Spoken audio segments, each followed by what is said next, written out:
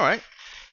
Of other relevance, last session, when you guys were at Directory Station, you all agreed that we'd give Oogie some screen time to do the things that he was going to do on Directory Station.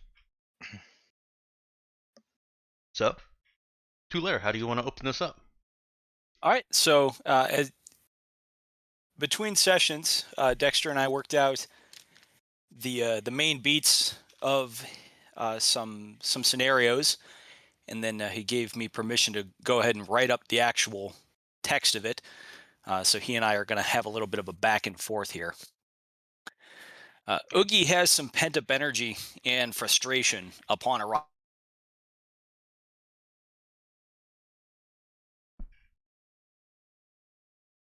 for more than 2 weeks, and he's still got a chip on his shoulder against the fella he used to be. Uh, he's had this kind of growing resentment that he's been dealing with. On the flight over, he's been studying bro culture, and when we landed and learned that there's also a shogunate delegation present aboard the station, he hatched a crazy plan. Oh boy. He seeks out the station's off-worlder liaison, plants his hand on their desk, and announces, "On behalf of Raza and all the fine folks of Kamiego, I, Ugi Tromar, challenge you to a contest.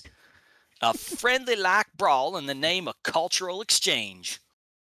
He grins and winks and then adds, "If you agree, I bet I can get somebody from the shogunate to participate too." When the liaison stands, Oogie's grin fades as he eyes up the 6'5" colossus. But he's in too far. He knows he can't back down now. Ugi Tromar Uncamiego, the liaison replies. "I, Trux Brixton in accept your challenge. You're a bold off-worlder, but you'll soon learn that you're no bro. We will make the arrangements for this cultural exchange." And then Dexter, you said you wanted to set up the scene. Yeah. So there's no, great fanfare. There's no arena or anything set aside. There's just a couple of bro come into the central hub of Directory Station and get people out of the way. They just clear a space in the center of the floor, um, and apparently, word has already been sent to the Shogunate delegate, unless that was something that you wanted Oogie to present. No, you're Okay. good. Word has already been sent to the Shogunate delegate, and offer extended, and you see another colossus of a man, although colossus of a normal-sized human. He is over 6 feet tall. He is built. He is stacked, but he's not quite bro size. He's not really bro tier. He's he is a very large man for where he came from,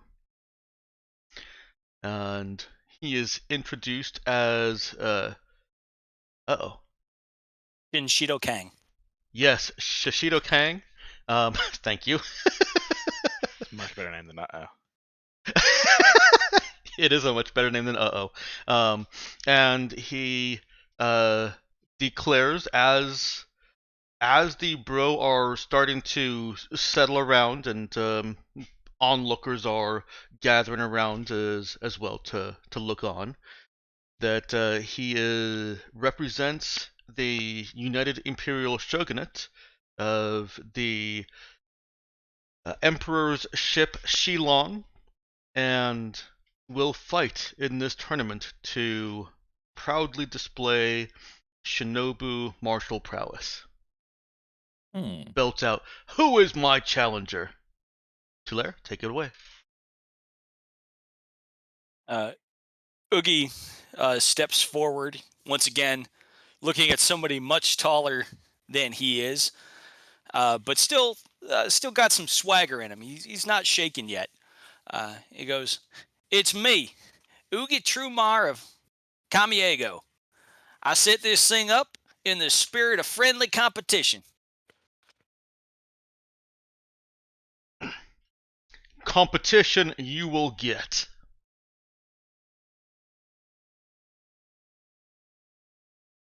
All right, and then you ready for me to narrate the actual events of the fight? Yeah, go ahead.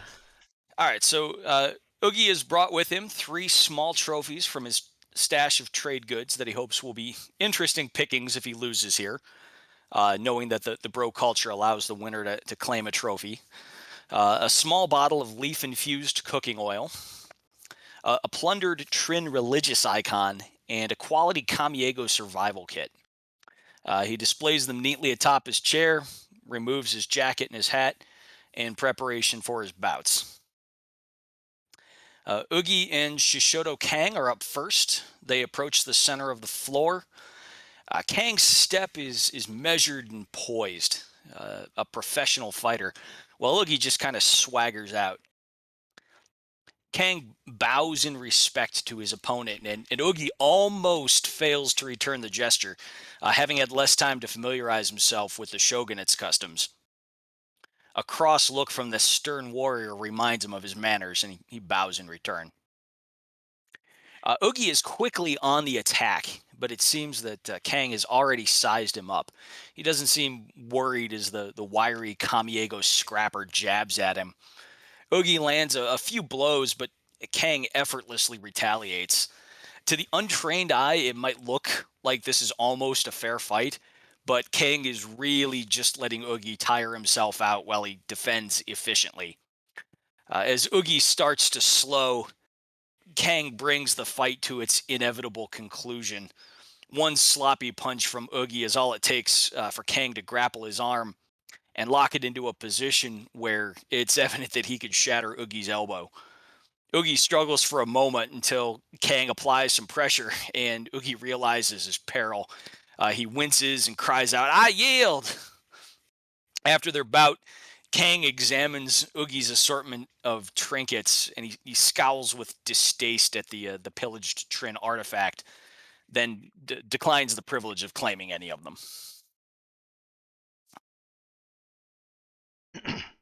Hmm? Any commentary before I move on to the fight with Trucks? Kang, after scowling in distaste at the trophies arrayed before him, does bow to Oogie as an opponent, as a noble opponent, at least for his grit and courage, and returns to the side of a woman that I initially displayed over there, but a woman that those in the know would recognize as the new emperor's right hand. This delegation was not just the Shinobins sending somebody over to trade. This was clearly a very personal and very important delegation for the Emperor to have sent her with these sharply dressed, clearly trained from birth warriors. Well, it's quite the contrast then to Oogie, who's basically out there in gym shorts and a tank top. So in any case, as the Shinobin delegation retires to the side, and Oogie has just a couple of minutes to rest before the second fight, uh, then Oogie and Trucks Brixton, the liaison, enter the ring of battle. As they approach one another, Trucks' expression is mocking. "Always fun to trade blows," they remark, but maybe not with you. Does Big Oogie think he's better than Little Trucks? Oogie, who's still a little bit winded from his last fight, is happy to banter as long as Trucks wants to. "Little Trucks?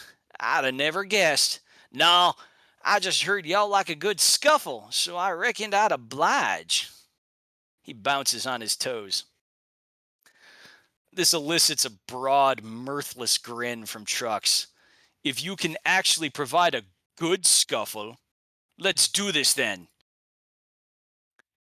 The two raise their fists, and as they circle, it's clear that Oogie is the nimbler of the pair.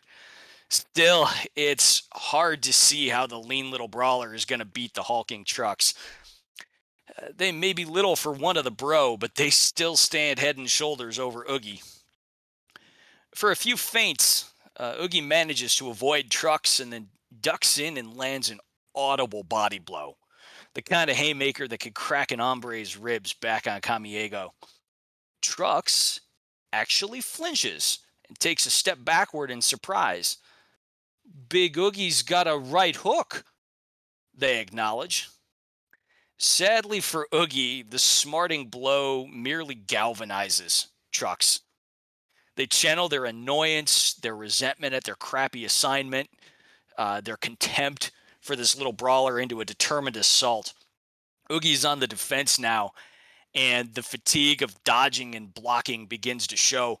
It's only a matter of time before Trucks' fist connects with Oogie's face, and the little fighter goes down in a heap. It takes him a minute or two to regain his feet, and when he shows his possessions to Trucks, he is incredibly dismayed, as Trucks claims neither the leaf-infused oil, the religious icon, nor the survival kit. Trucks claims Oogie's hat. And he's sulking when he rejoins the crew.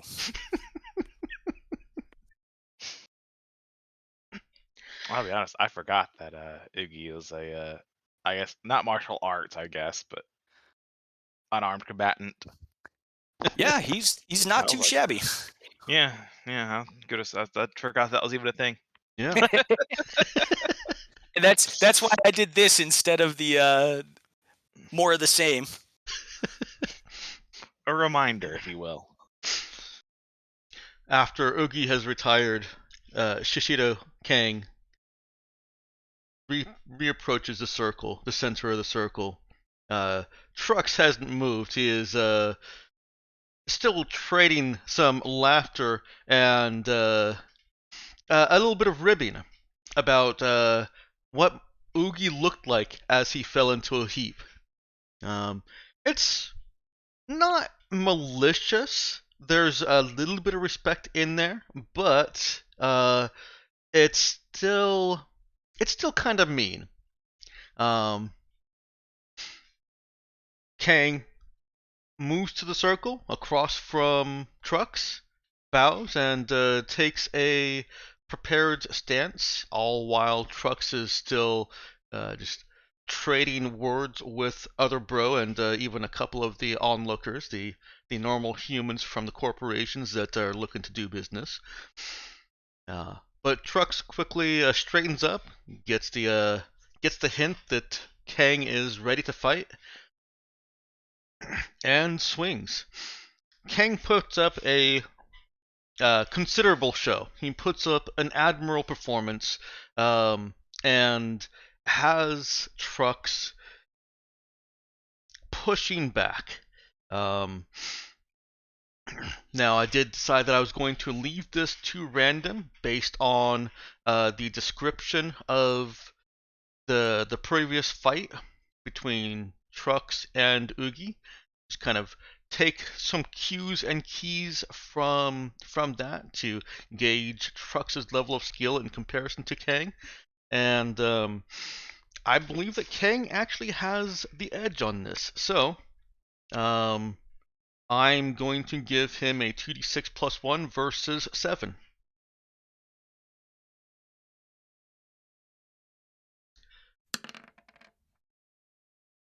Wow. Very much. What I meant was to beat 7, to actually exceed 7. Yeah.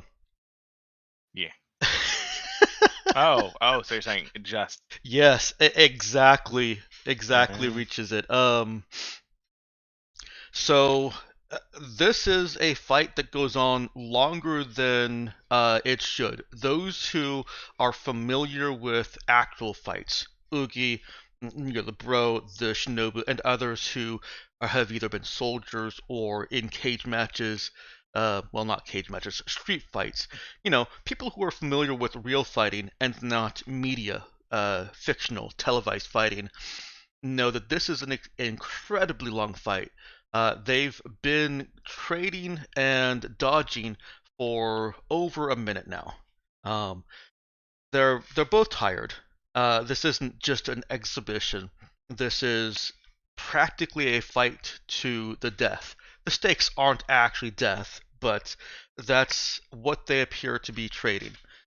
Um, and in one moment, Trucks, who is a brawler, is not super highly trained, but he is also bro, so it's not like he hasn't had street training or any other life experience training through this. It still is not a technical fighter like Kang. And Kang is able to, since there's no rules here, Kang is able to put a lot of Trucks' weight against him, and in one quick move, crumples Trucks so that his head comes crashing down on the steel, hard metal floor of the station. Wasn't a blow from Kang, wasn't a kick or an elbow, it was the floor. Trucks tries to stand up and fumbles and sits back down and realizes that he is seeing stars and that he might actually need medical attention. Kang also needs medical attention. There's certainly something broken somewhere. You don't take a blow from the bro and another blow without something breaking. At least there wasn't a stool on the ground.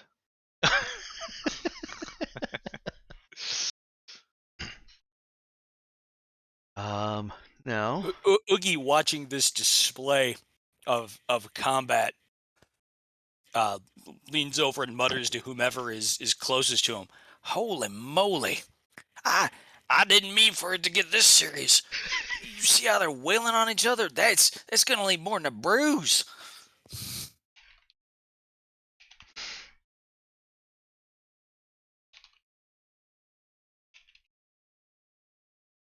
Okay, and Tulare, got a quick question out there for you.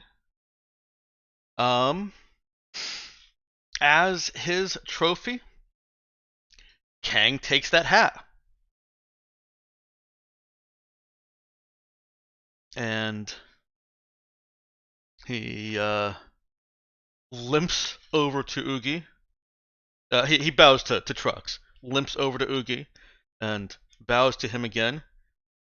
If you are ever in the Shogunate, find me, and you can retrieve your hat. Oogie's eyes widen in surprise, and he bows in return, and recalling something about a deep bow being more respectful. He bows as low as he can go, given that he's just suffered quite a savage beating. Kang bows respectfully, but does not go as deep. Kang is at this stage showing that he knows his own position in Shinoban society compared to Oogie. And I'll be sure to look you up and see about getting my hat back, Mr. Kang. He returns to his delegation. Do you have any closing remarks there, Tulare? Only that Oogie is also going to need some medical attention. He didn't take nearly as many blows, but he did get punched in the face.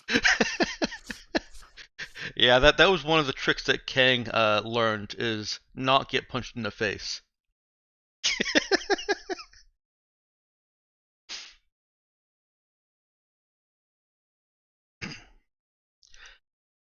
All right. So Oogie, hey, whenever we arrive at the next destination, Oogie's going to have a hell of a shiner.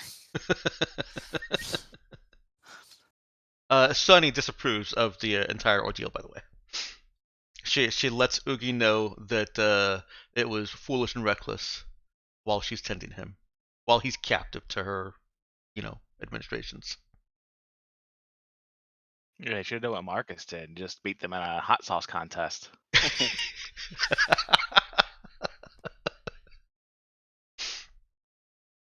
Oogie winces as she's applying treatment to his battered and bruised face.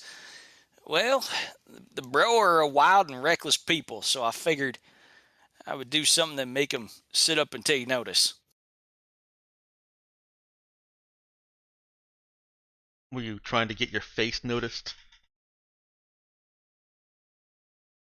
Well, I mean, yeah, they'll remember me. And they'll remember Raza. Mission accomplished. She just scoffs.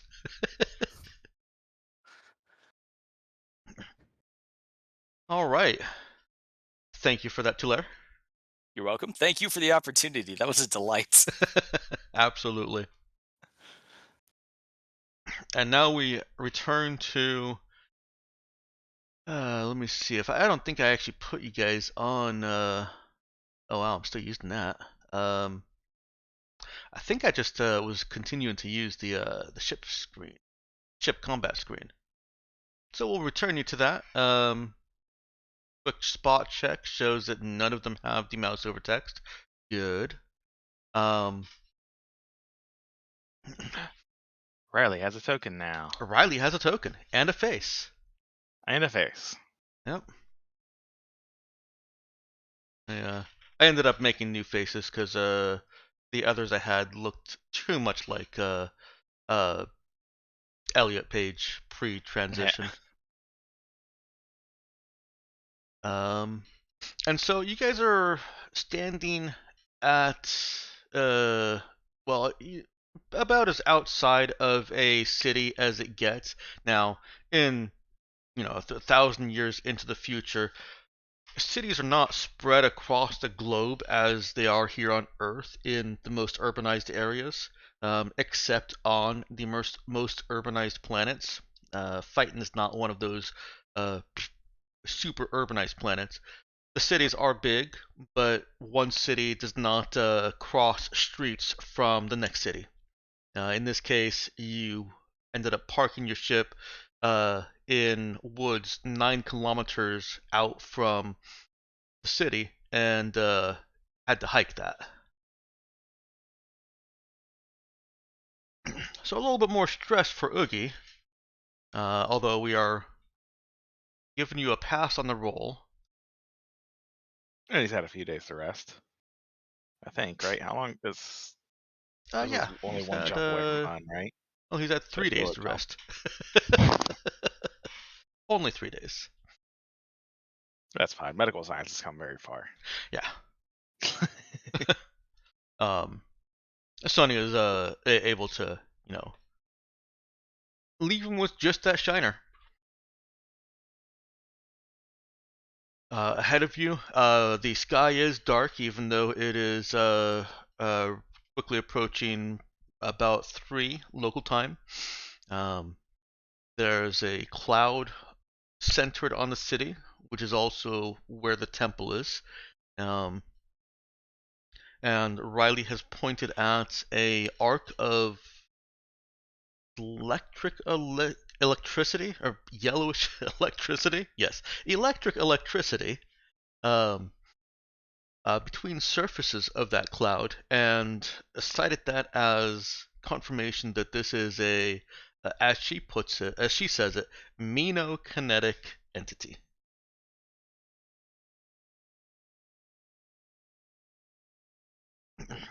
The outskirts of the city are quiet.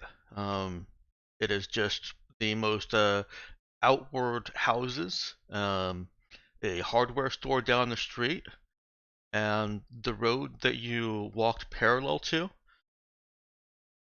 leaving the city. There's a sign that says, now entering Boothly.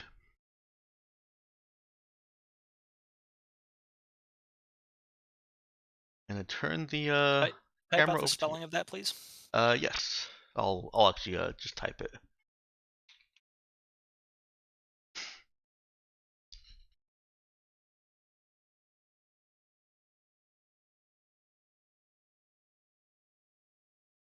Well, that was certainly a journey, I suppose. Nothing like a hike to get the blood flowing. Yes, glad we just managed to get here, though, eventually. Hey, I really miss the, hyper trains. Those are so much easier. Just hop I on, a minute or two later, you're at your destination. None of this trekking around malark.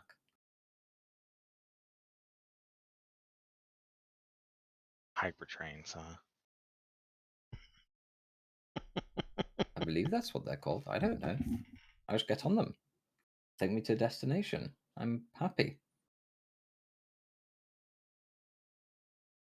I'd have settled for a good old ground truck. That is valid, also. You hike 9 kilometers on Camiego, you're dying of thirst by the end. So you always need to be prepared.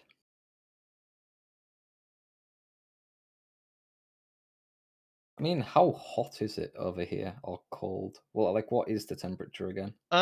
It's on the colder side, um, which is also often an indication of the infraworld and condensers, but not cold enough to be clear evidence of such.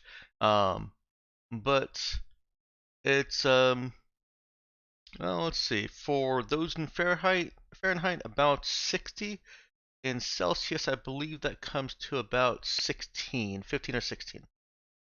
Okay. Pretty cozy. Yeah, cozy temperature.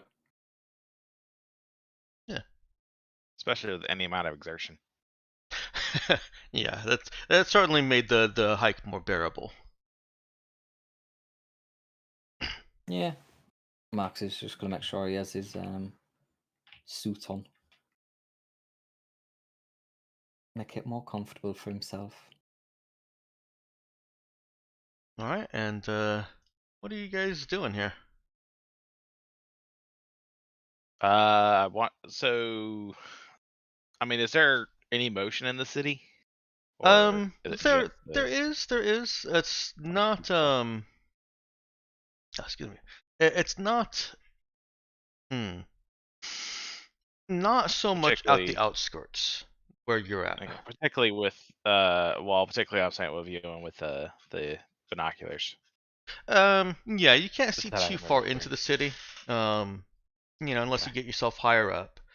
But peering down the street, you see someone walking along with a group of friends and having a Okay. conversation. There's people Long story living. short, there are people. Yes, it's not Yeah, empty. yeah. No, there's people living Nice. a fairly normal life as uh, someone who lives on the outskirts of an urban city on a planet where cities don't border each other.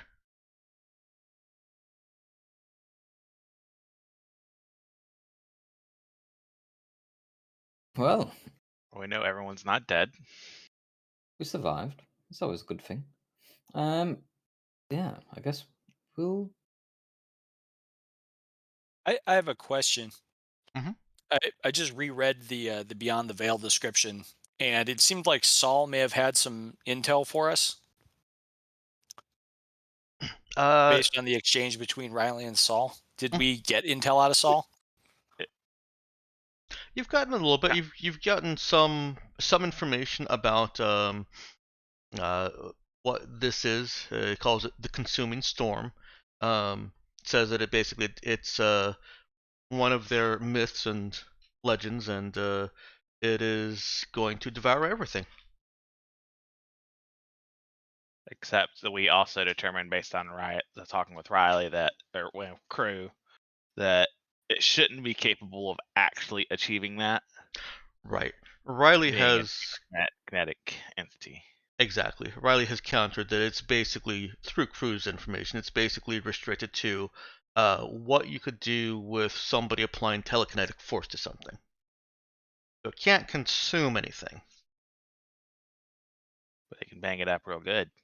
It can bang things up real good. Are there other questions you'd like to ask Saul?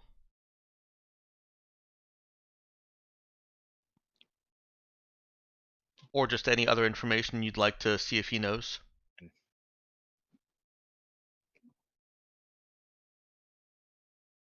I have a I would say- question that is unrelated to both of those things. Okay. Well, I was gonna say I will add that when we talked to Saul about it.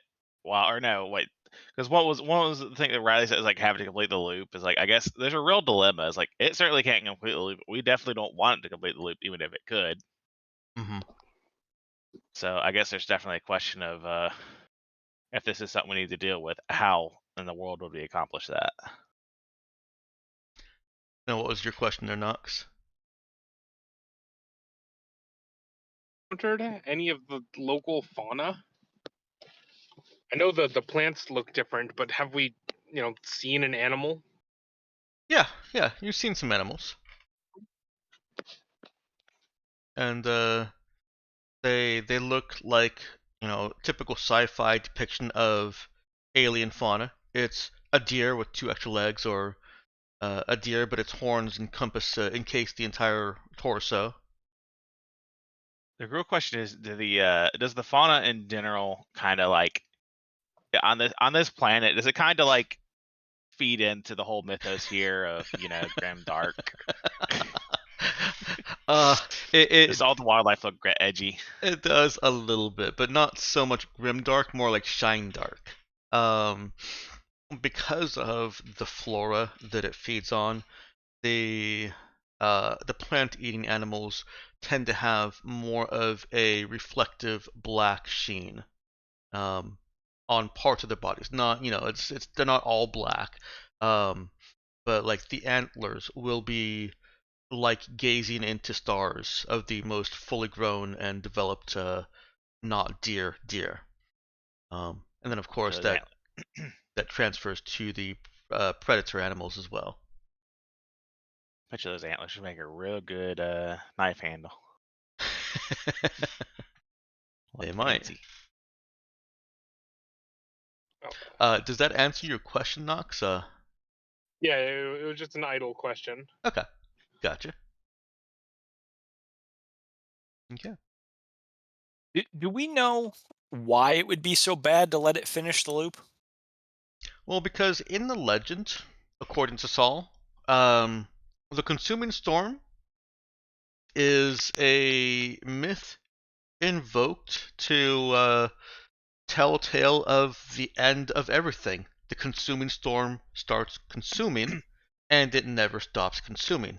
In the end, nothing is left. Yeah, the whole universe specifically. Mm-hmm. So it's basically it completed the loop is essentially the apocalypse for the universe. But that's not something that it can actually achieve with the power that it has, presumably, if crew is to be trusted. Well, if crew is correct. Yeah, I guess I should phrase that better. I'm not saying that we have a strong distrust of crew. I'm just saying, it's like if crew's information is accurate. Yeah. So is this maybe just like how the infraworld manifests, like how it does its drawing into the infraworld thing? I ain't got a whole lot of sense of what that means, but are we trying to stop it, or are we just trying to study it?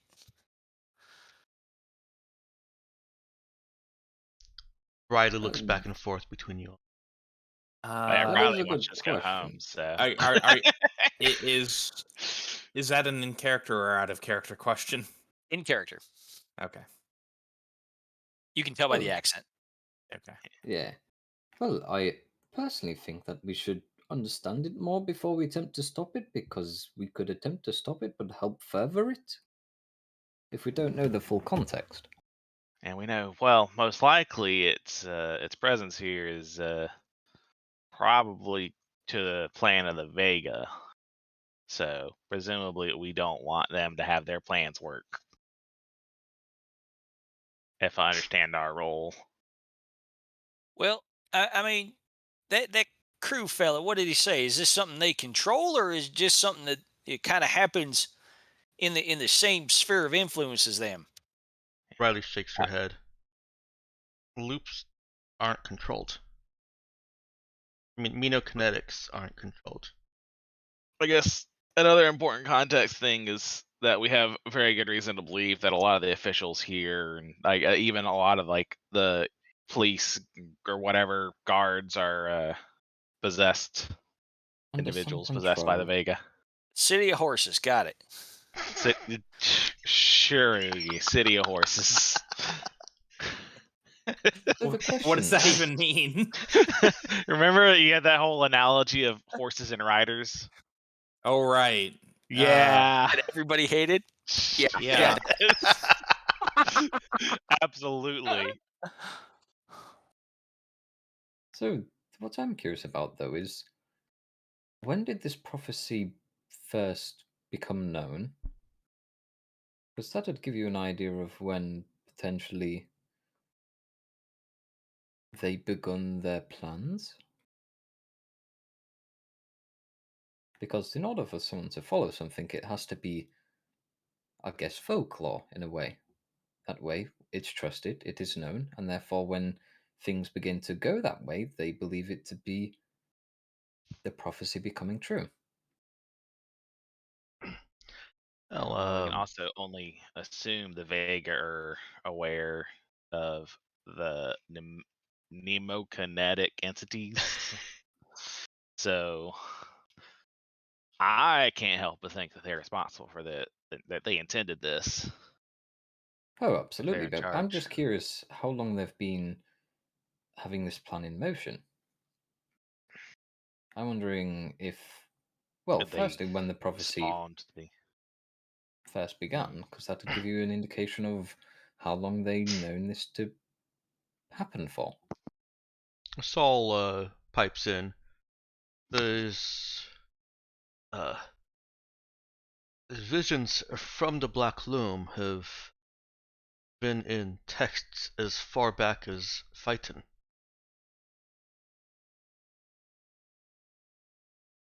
So it's always Suppose had a home here. his story says that, or legend says, I guess, that they were conceived on the journey from Earth to Anvikyu. Mhm. And Written in the has black. Barton always had Right, them those blessed individuals? well, those stories are old, but this whole these loop things, the storm over that city, that's new, ain't it? It being there is new, yes. But the consuming storm is one of the oldest legends. All right. There's something else I haven't told you about Vuusli. It slipped my memory. Vuusli has always been quite dedicated to the legends of the consuming storm. All of the scripts and the hymns in that temple are of the consuming storm. Hmm. So potentially one leaked through and, managed to get the story out there, and then just other stuff pops along the way. Either that or they've just decided as of late to take this story, run with it, make it. Riley is shaking her head vigorously. Crew says that's how it formed. It's just because so many people believe in it. But why now? This has never happened before. Nothing this big. Loops can only come through where the space between space is weak. I So mean, something if, weakened it. or this, if this city's dedicated to this legend, I mean, maybe they got a cult or something like that. You know, some charismatic preacher guy out there going, "Oh, doomsday." Saul I'm looks pretty at sure Oogie. That charismatic preacher guy out there going, "Oh, doomsday," is the publicly appointed priest. Well, there you Right, got the it. whole It's not See, on you the planet's got run. outskirts. The whole planet's been run by a cult for Lord centuries. Now, is this cult Yes. something that is just warning of it, or is it something that's trying to bring it about? Well, we have rituals that invoke the Black Loom, but I don't think anybody has ever believed that that the void would listen to us. Yeah, at that, Connor just looks out the window and points at the giant cloud. It's listening. Listening right now. Yeah, being faced with it as 5 years ago, I would be one of the people that is surely trying to get into that temple to be consumed. Well, I've seen space since then. It's not all as black and bleak as preached here. right. So here's what I'm thinking. Our mission when we came here was just to find out what's going on. In theory, we're just here for information. But if that thing has any chance, any at all, of doing what it says in the stories, in any fashion, From Riley shaking even her head. Sorry, she's not interjecting. She's just shaking her head as if she wants to. Continue. go ahead and say what you want to say, lass. It can't. Who is sure of it? It can't. Well, then what can it do? It can pummel things. It can throw things. It can do the things that crew can do. It can throw things around. And And if you were to fully believe that, then we wouldn't be here. Saul kind of is not in agreement with her. These are the things that the stories say it will do as well as consuming everything. But inside that storm, it is many armed and will smash and pulverize anything that enters, as if But it can't. gnashing So, teeth. but it can't actually harm anything. Uh, I mean, they could smash things real good, right? I'm honestly kind of confused. Saul and Riley look at each other as if they're asking each other, but Riley looks back and says, "Does it harm you to be thrown against a tree?" I mean, yes. I'm just trying to figure out what the limits of this thing are. Like, gonna just smash this whole city that size? You In know, fact, why has smashing in the I fact, mean, why sma- hasn't it done that? smashing the city might not be its best play. Ms. Riley, I got a question for crew. Is it easier for one of y'all to mount up if the subject is willing or even eager? Mount up? Is that a You know, gross like thing? Let's talk about that whole horse rider analogy. like having one of them riders take over. Riders? Humor The of the, my guess. Do the you entities like what crew is. riding like a He's piggy, asked. like a piggyback ride? I think. Yeah. Oh. Yeah. Sure. I don't think that's worse. I think what Mr. Tramar is trying to say is that trying to ask is it easier for one of the Vega to take over a person if that person is willing? Uh, it doesn't really make a difference.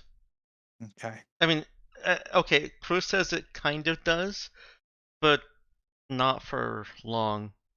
Like someone who doesn't want to be doing what the Vega is making them do can fight it, but it's just gonna knock them out.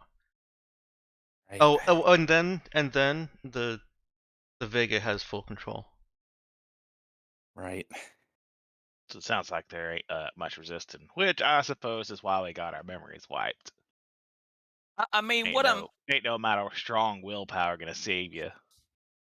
Saul what looks I'm worried. trying to get at here is would a good crisis, the sort the sort of thing where you got some big old storm scaring everybody in the city, would that advance the Vegas agenda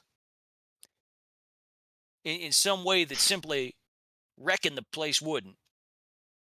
I think that's what we need to find out is what and if and how this advances the Vegas plans. And Riley done said that they don't control it, so this But is a target of opportunity, I reckon. Well, if they've been playing the long game, if they made the story, it's gonna behave like it's supposed to in the story. You could say, in a sense, they control it if they came up with the story in the first place. At the very least, something's happened here to weaken the border between this reality and the other one. We need to for figure what? out what.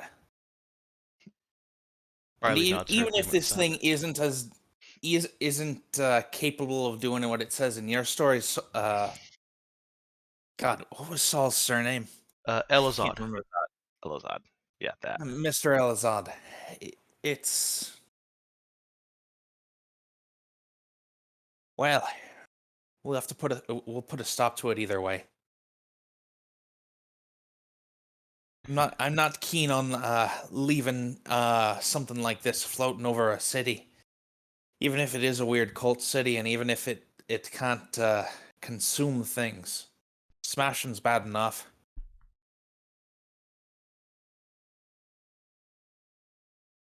Now Riley and Saul both look worried. Are you saying we're not very reassuring? Well, Riley still wants to go home, and y'all Right. just had a very enlightening conversation about how easy it is for Vega to possess someone. Yeah, I guess we ain't good at reassuring. But unfortunately, we don't speak the language. And It's gonna be hard to gather information without speaking the language. well, Can if we you can get, like, find a translator, wait- Torque. What language?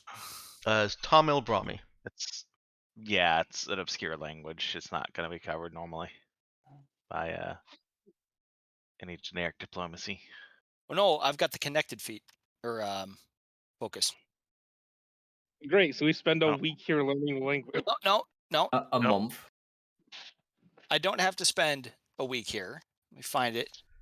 It's got multiple clauses to it. I'm trying to Yeah, remember. and I've gone back and forth about whether those 15 languages I wrote out should all be included in the connected, and I think it's diplomat also. Yeah, I'm not aware of connected having languages tied to it. It's one of the two where it's like I might- basic understanding. It's diplomat that has it. Diplomat and wanderer both have languages. Oh, it was Wanderer I was thinking about. That's the one I got rid of for Shrewd Merchant. Oh. But it's okay. I like Shrewd Merchant better. Yeah. But it Problem confused. is, I was just Or gonna an- say it puts to rest the me having to make a decision because I'm still split on whether diplomat and wanderer should just give you all 15 languages or if it should only give you some and let you learn the rest. I thought diplomat already had something about reduced time to learn languages. It does, but you know that could also be for those other languages like the Trin language that wouldn't be commonly known in the sector. There are still some languages that aren't common that could be learned that way. So Yeah. Well, I was gonna say I think this is a fairly minor language, right? Because I mean they're just this system, and not too many people are too keen on visiting the death cult. Other than I think I have them one other place, but it's not widespread. It's not a space spread language. You're right. Yeah. Also, isn't this planet like under quarantine, so nobody can get here anyways? Yeah, that's also another thing is gathering information diplomatically. I feel like it'd be a little awkward. I don't know how many outsiders are still on the planet. Yeah, it's under quarantine now. It's usually open, with the exception that everybody has to go through Dagon Station to get down to the planet. So it's plausible that presumably there are other still outsiders on the planet that are probably stuck here now. Yeah, that's actually why Galactic Mandate is at Dagon Station trying to negotiate for the release of people that are on this planet. Okay, so at the very least, we can pose as outsiders stuck on the planet without rousing too much suspicion based on that. Okay. It's something. Yeah. I mean, I guess, and that would also mean though so that it probably is possible to find translator torques for like Spacer to Tom Mel whatever. Mhm. Tom Brahmi. Okay. Well, I don't know. I reckon we ought to get in the city and try to collect some information. And see if we can't figure out what's going on here. I mean, again, I'm pretty certain this is a Vega plan of some sort. I don't know what they intended to achieve, but we should find out. It's just, what do we envision to be asking then? What's the information we are after? What are the questions we will, engage them with? Because that's the, I guess, thing we're going to have to focus and lead with, is answer questions about where we came from, how we've been stuck here for a bit. But then also, once we want to shape the conversation, we want to know what information we're after. Do we know what that is? Well, I don't know how to phrase it such that we're not going to give our hand away. We want to find out what the intention of this Nemo kinetic entity is. Hey, And whether I suppose we Mr. could stop it. I should come up with the last name, huh? I might have another idea. Mr. Elzad, Yes. if someone wanted to join this cult of yours, Oh, would they be initiated at the temple? well, I suppose normally yes, but seems the temple is occupied. I'm sure the church has set up somewhere else for prayer. But yes, if an outer one, so it's what you are all called, if an outer one wanted to uh, be woven into the strange thread, then you need only ask. We are all too happy, all too eager to share the truth. And it Well, rolls his eyes at the end. it's an option to consider if we need more access anyway.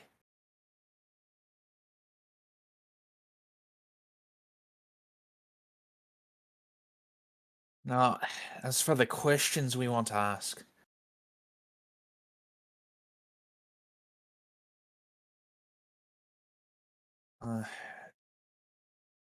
we'll need to. We'll need to. Well, the goal's not to. So all right, out of character. The goal is basically to ask these questions without drawing suspicion, right? That's what that's what you're trying to get at. Basically, I Marcus. want to know what questions we want to be asking. Yeah, I'm honestly a little bit vague on what the mission here is. If the written mission in the planning section was that we're supposed to determine if this thing is infra world related.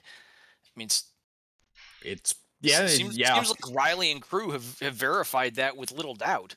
Yep. Good game, So- everyone. We can go home. We made that joke at the end of last session, I think. And to add to that, you also have a scanner. It's got a range of about 100 meters. That if we were to put it down into like objective steps, one of the steps to completing this would be to get data on that scanner. Mhm. And Oh, yeah, I didn't confirming know we that's had a registered after scanner like one. that. Yeah. Yes, Did we forget to mention that? I think we did. Okay. Yeah, that was something that Zoe made last campaign that we were just sort of aware of. Yeah, I Yeah, I guess mean, we do need to confirm that there are a number of hosts, or whatever you want to call them, Vega I mean, in the area.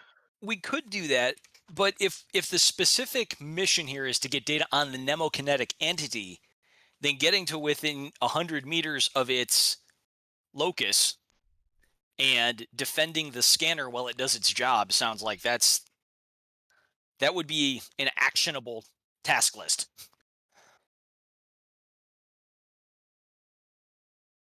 Sure. I don't know. I don't know if Scanner will piss it off, but Who cares? That's a story.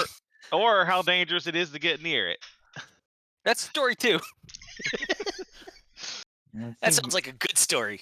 Either well, way, I I think think we either need to way go into the we city and get closer. yeah. Personally, I'm thinking we'll need to get access to the temple at some point, so that's a factor. Now what exactly is the temple occupied by? Priest. Or Well, I guess no, I cultist. mean, The temple's closed, you said, or something? I don't really know. Saul said that the temple is probably off limits right now, given what's lingering above it, looming above it, and that the church has very likely appointed or set up another building for prayer to act as a temporary church. Now, you might be able to get access if you do something crazy like join their cult and declare that you want to sacrifice your body and soul to the all-consuming storm, and demand access to throw yourself into it. Sure. I But sacrificed my body to the bro. Somebody else volunteer this time. Shit, not it.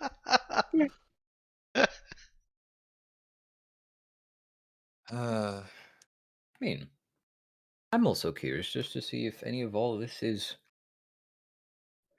not, I'll say obviously psychic related. Because so far it seems like it was using all the things I would do. Or at least want to do. I mean, throw things around, lift things up. A little bit of destruction here and there. Squish things into paste. are Oh. are you planning to consume the planet? If I could, that would be amazing. Mildly But no. worrying. It's not on the agenda yet. I have an out of character question. Mm-hmm. Kind of prompted by what Ben just said there about the phenomenon being psychic related. At least in the core lore, drill space is also psychic related. Has Raza as an organization determined, like, is the infra world different from drive space, or is there any, has that just not been investigated, or what? Others. Yeah, so actually I can probably go into this at length. How much information would have been shared, I guess? Let me make a couple of quick notes there, and then I'll let you proceed, Lulu. Okay. So I've changed drive space a little bit.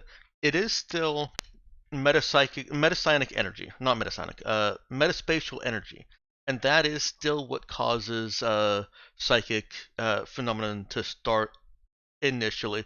And people who traverse metaspace constantly are more likely to bear psychic offspring. So those things are from the core setting are all still true. However, what I've changed is that metaspace is actually just n-dimensional space, more than three-dimensional space. Um, the megasphere, which I haven't ever actually talked about or said, but the drive is creating a megasphere, um, which is basically asserting a three dimensionality into a bubble around the ship, so that the ship and its passengers continue to function as they need to in three-dimensional space, while in four-dimensional, five-dimensional, 27-dimensional space. And to the second question, the answer is yes, the infraworld is different from metaspace. Lulu, anything you wanted to add? Yeah, I mean, honestly, well, basically, the infraworld is an entirely separate dimension with very different rules from metaspace or from conventional space. How it operates has not been fully elucidated. It is quite possible that it operates that it is fundamentally based on more dimensions than real space as we perceive it is, which might mean we can't fully, which probably does mean we can't fully perceive the entities within it, and would explain some of the odd physical events we observed within it. But it's more like, in many ways, a parallel dimension to ours. That Upside down world. yeah, sorta. That that metaspace doesn't really interact with, except insofar as it normally interacts with things. And moreover, well, you can, in theory, use it for space travel. There have been cases of that. That's essentially what the infodrive is. Right, that is essentially what the infodrive is, and there are numerous advantages with it.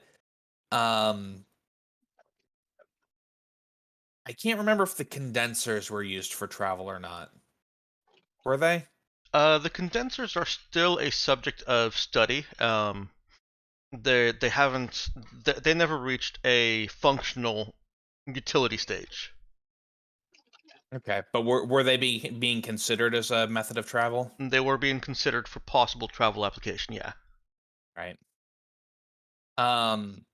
But basically, it's what Dex said. It's a different thing than metaspace, and it's a different thing than psychic stuff. But they might have powers that are similar to psychic powers. One more thing that I think has not been relayed to you two, Lair, or you, Ben, is well, Ben, Ben's not there. Oh, Huh? Oh, yeah, no, Um, he said back. oh, that was 8 minutes ago. Sorry.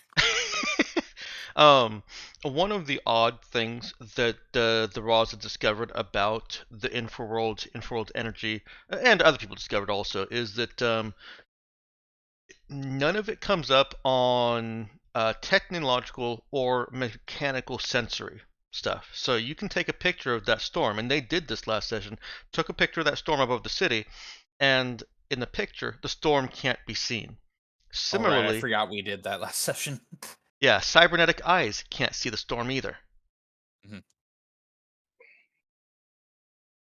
It's like ghosts nonsense. Vampires specifically. Vampire ghosts.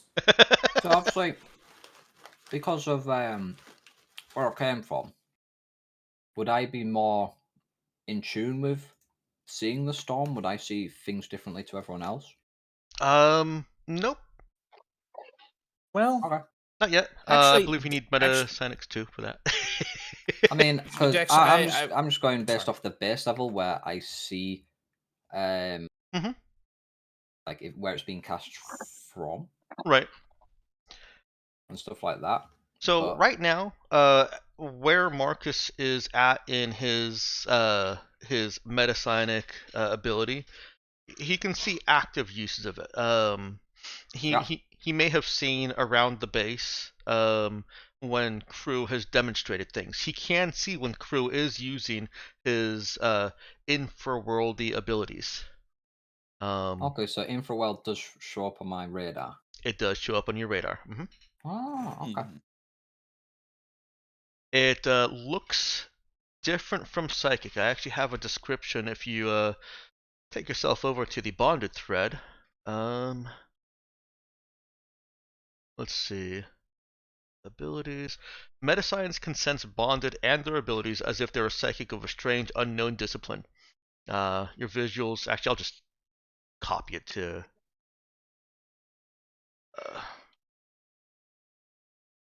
It's there in full, but here's the relevant section.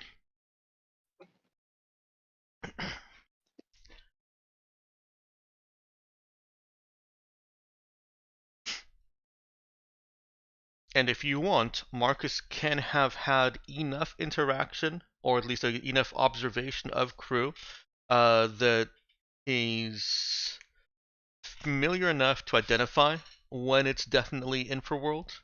I mean, it just looks different. It's not bioscience, it's not telekinesis, it's not precog. Just a weird mix of colours. Yeah. Okay. And Works sounds. for me. Don't forget that violin. You can't forget the violin. All right. We have been spending quite some time planning or kind of working this out. Yeah. Why don't you guys? We've got to Maybe it's just agree. more getting Planning an sessions idea. should last no more than 2 minutes at a time. What was that? 2 hours at a time? Okay. 2 minutes. 2 hours? I think as a reasonable compromise between those two, we've spent half an hour, so let's make a decision. I mean, I'm pretty sure it's just going to town, right? Yeah. Okay. Yeah, I just want to mosey around the church, see if there's anything, any strange flashes of light, basically. Eyes on the scanner too. Did you say mosey? I'm an expert at moseying. Oh no. Ah, Remind me during a break. I have a story about a mosier. Yeah, why don't you go mosey on down to that shindig there, Tramar? I don't think moseying's a skill. Oh, Oogie tries to tip his hat in deference and realizes he doesn't have his hat. For Look, shame. I'm sure we can find a new hat here. But it won't be the same type of hat. Maybe it'll be a better hat. It'll be a death cult hat into which you can gaze and get lost in the void of stars. Gaze into the abyss. I The don't abyss want. gazes I back. don't want an abyss in my hat. I just want a nice, comfy felt liner. Saul adds, "Oh, they're definitely comfortable. You will find many luxuries here."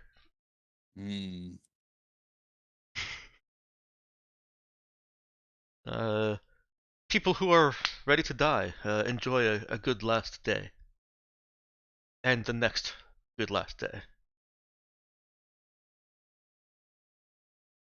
Alright, so you walk into the city. Like I said the last session, there are no walls. You see the sign that says, "Welcome to Vuthli."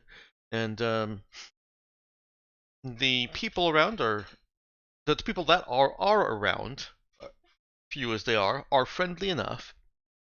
None of them are, walking up to you and saying, "Hi, how are you doing? You look like you're from out of town." But none of them are crossing the street to avoid, walking next to you.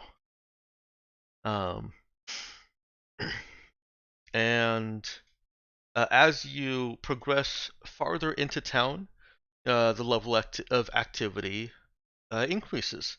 It looks like a normal city as it reaches near the end of the workday. There's a courier on a electrically propelled bike racing by. There's a few cars driving around, and you start to see more activity as you get to a more business residential, not residential, a more business area of the city. You don't see any skyscrapers, but you do see large buildings, 3 and 4 stories. And as you get close to the city center, the architecture of these structures starts to solidify in both metaphor and literal sense into thick, gothic structures. And you might have just been imagining it, but you swear there was a gargoyle actually perched on the edge of one of those buildings, and it was looking at you.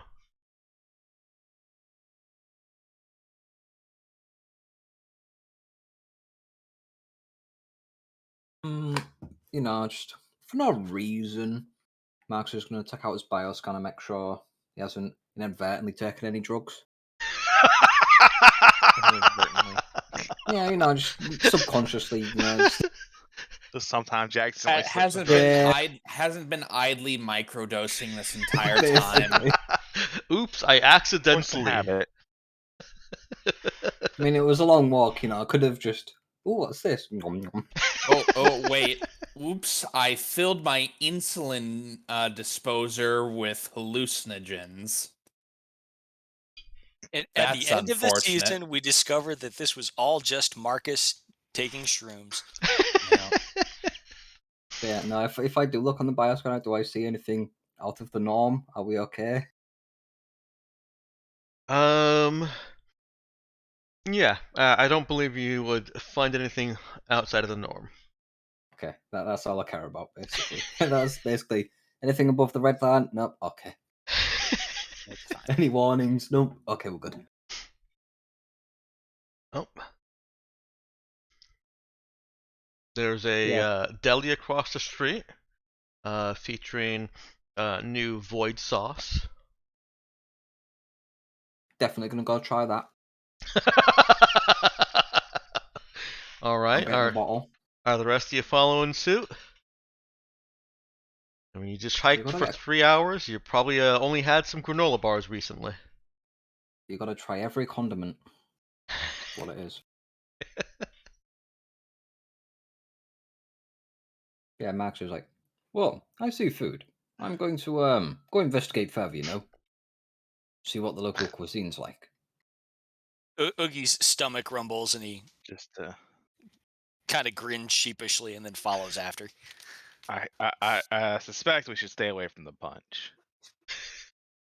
I mean, Riley looks at all of you wide-eyed. Really? This is. You Look, think we've this got to is blend in. Jonestown? Look, we're just staking out the location. She follows along begrudgingly. Why And- are you hungry? Stomps her feet just a little bit to show how begrudging she is.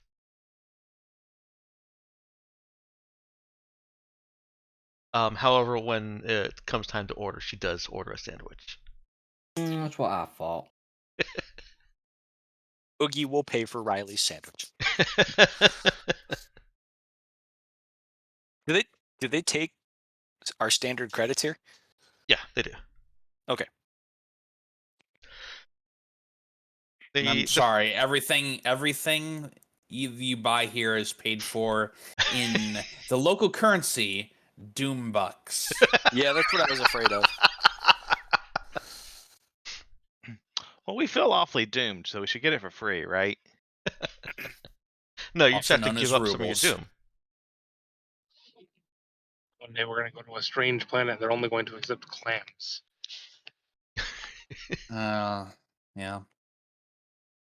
So it's mostly vegetable fare. There is some meat available in there. The local currency is mostly vegetables. Yes. Okay. And the void sauce is a spicy tandoori with a kind of pop rock like tingling spicy aftertaste.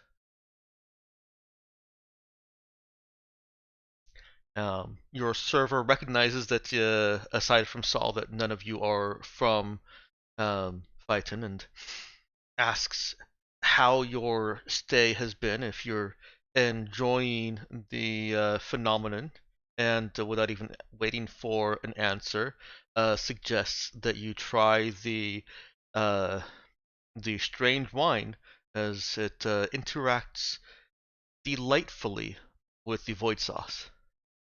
Yep, Max will order two, if one Do from we the way need to home. make an insight check to realize that we might need to pull Marcus away from this? I'm gonna leave that between you guys. Server brings So enough void wine for everyone, and fills Riley's glass too. No, this but I restaurant, definitely was need it this a for... Go on. Hey, hang on. was What is this it? One a time. Yeah. was this Oogie. like a cafe? Could we have been eating outside? Yes, you can. Okay, great. Because during this whole meal, Oogie is going to be just kind of watching the locals to see the general direction of traffic and kind of getting a feel for what people are doing at this time of night after work. We're not quite to the after work part yet. Oh, I thought you said this was the evening commute.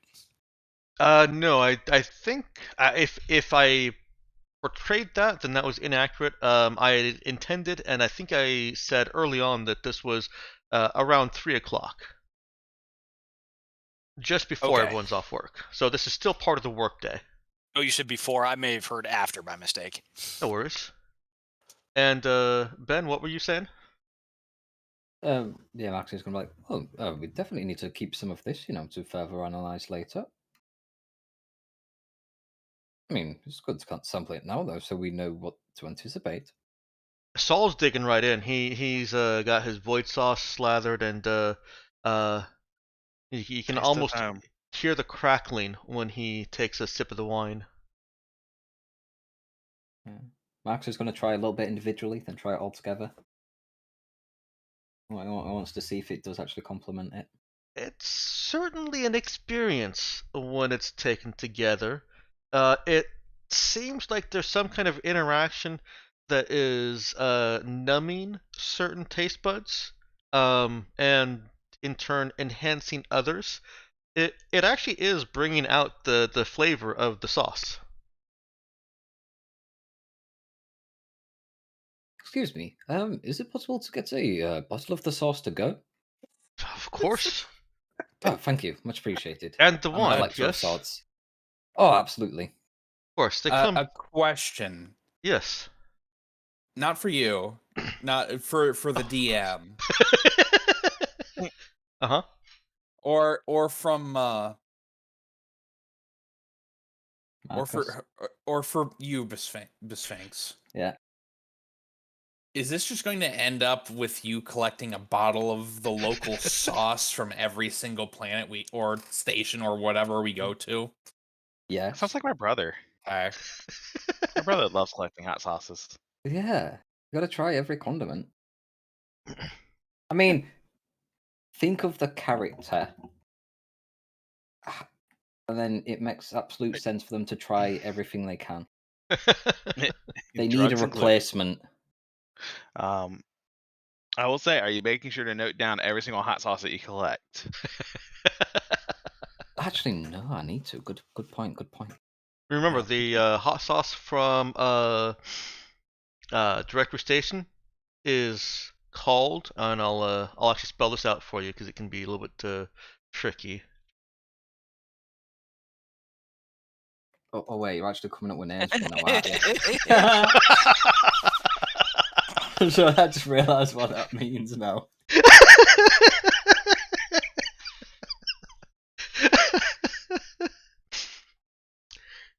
Yeah, that's a bro.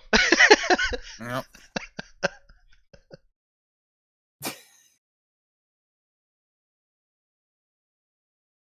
All right, so the wine Station Broland. the wine, despite being called wine, is fairly lightly alcoholic. It's not Suitable for lunch. It's suitable for lunch. Yeah, it wouldn't give you a buzz even if you took down the whole bottle. In fact, you'd have to pee before you could get a buzz. Several times.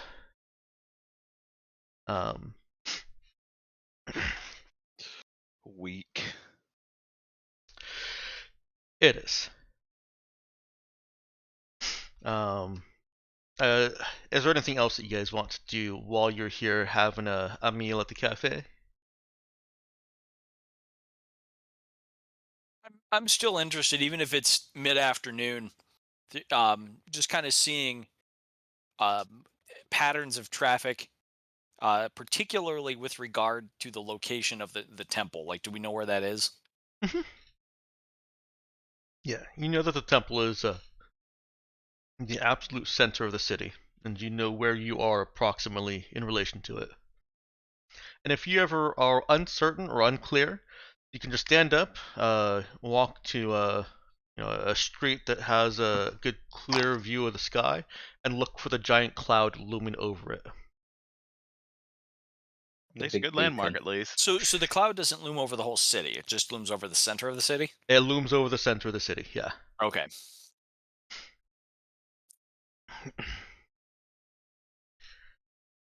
Um, as you, Ooh, historical question. hmm If we were to look at an overview of the city, generally when you look at cities, they either, work around a church, like that's a center, or a river slash source of water. Is that hmm the case for this city? E.g., is the city built around the church, it or is is. just the church? Oh, okay. Yeah. No, Yeah. the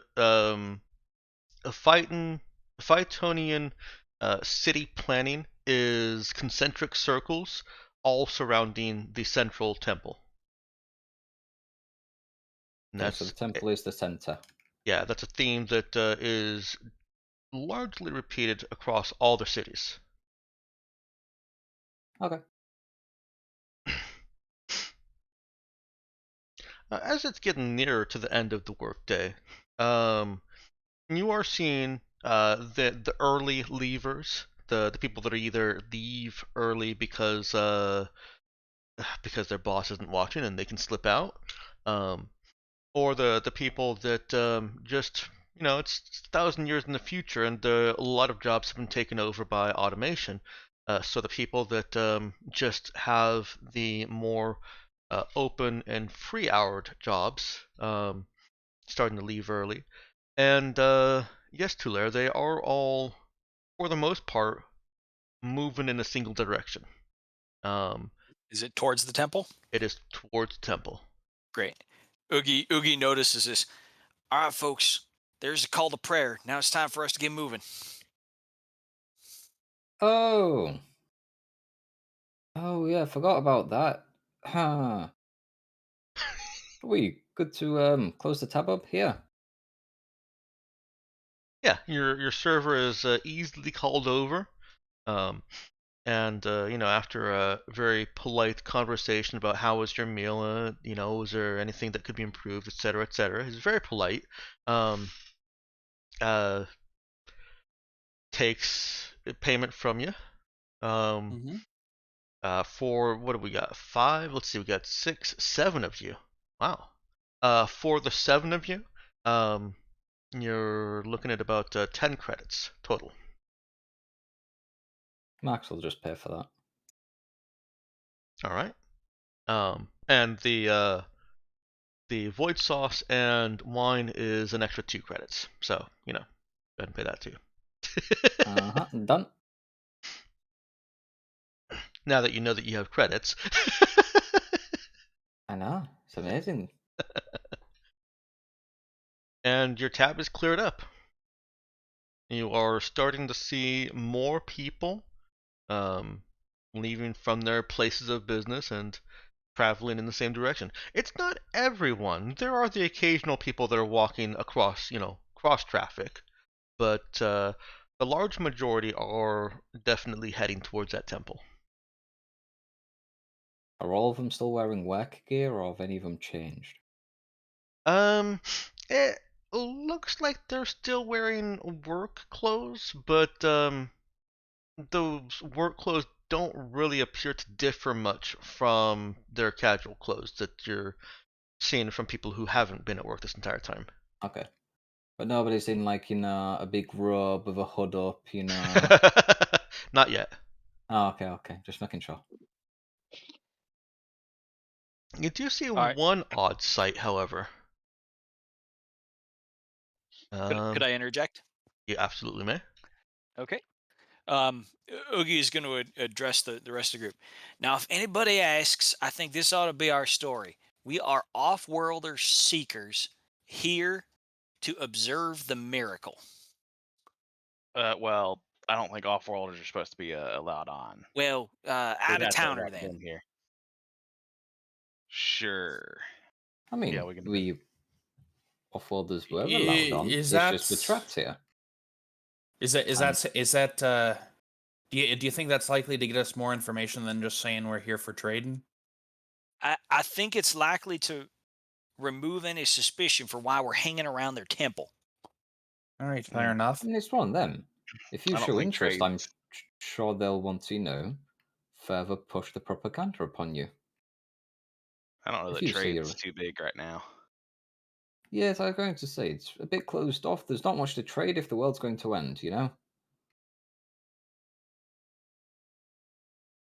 One of the things that reinforces the people being trapped here is that the server appears to just assume, or before you left him, appeared to just assume that you were trapped, and at the end does express his condolences, and expressed hope that you are allowed to leave soon, and that the rest of your trip does remain enjoyable.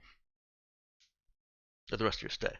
Oh, I guess appreciate it. speaking of, what is their take on the? Did they? Was it just everyone just kind of like ignoring the storm cloud of doom? That's what people are You mean having, like bro. the people that are working there? Yeah, Mm, they seem to. I guess it seems like people are just going about their normal days, right? yeah. Also, we seem to have bypassed the language issue. I was going through Saul. Yeah, this is going through Saul. To make it easy, the server speaks Spacer. Okay. They sent a special server out to you, recognizing that you were off-worlders. We don't have anyone that doesn't speak Spacer with us, do we? This is not. Hopefully, No, we don't no, have we don't more have of that nonsense. Come on, it was No. fun. You know it. Did I ever list my Mm, languages? I don't have Spacer. Mm. I mean, I I forgot to know. list my What was it languages. rebranded, though? Or is Rebranded? it Spacer? Yeah, Spacer is the rebrand. For What now, do I you have have? British English, Germanic, Common, oh and German. God damn it! Yes. I never actually wrote down my languages because when I had Wanderer, I just imagined that I would have Wanderer, Right. and then I forgot to redo that. All right, so it's worth noting now that Marcus can't actually understand any of us. The fun thing is that British English can be understood by people that know Spacer, but not vice versa. Just a fun little asymmetrical language understanding. I don't know. All the cool kids are doing it. So what, British English, gosh. like a Spacer, what we're saying, it's like American, yeah? Yeah, kind of. It's Oh, okay. yeah. I mean, there's obviously enough enough difference between the two that it's hard, difficult for someone speaking Spacer to understand. Sorry, for someone who only speaks British English to understand Spacer. Let's see. So the description I've given it is Spacer is still English, but sufficiently varied that speakers of British English have difficulty understanding. Basically, anytime that Oogie gets talking about biscuits and gravy, Marcus gets all confused. Eh. Like, why would you put gravy on perfectly good biscuits? Absolutely. No, pardon me. Now, For why would you put gravy on perfectly good biscuits? Why wouldn't you? It's delicious. Blasphemy. For my own amusement, I choose to assume going forward that British English is just the modern received pronunciation bullshit, and Spacer is Old English because we've circled back around to that. Verily. No, not verily. We're talking old Beowulf shit. Forsooth.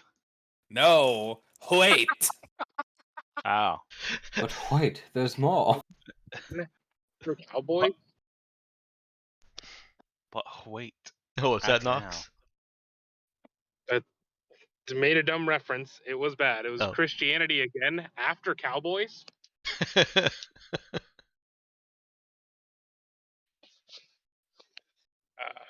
It's a shame I keep forgetting about the languages. I had so much fun making them, and then I completely forget about them. But yeah, so your server was speaking Spacer. A Spacer to British English translator torque is something that is definitely stocked on your ship, so that's probably something that Marcus already has. On translating only for him, because But he will use one to interact with us specifically. Mm-hmm. Yeah. Let's see. Or I can just change it to be What was Spacer. what was the language on Kamiego again? Kamiagan. Common Gen, I believe. Common Gen. Okay. I'll look that up for you. Yes, Common Gen. Kamiego's the Firefly planet. So Yeah. Yes. Yeah. That we're based on. Yeah. That my character's from, so there's no reason that I would not know that language. In any case, I figure we're using the increased traffic and our little cover story here to get closer to the temple. Okay.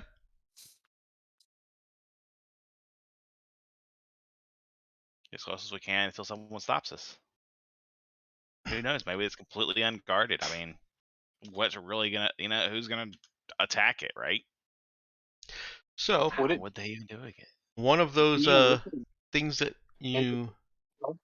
Oh, sorry. I think you were trying to speak there, Knox. You were breaking up a bit.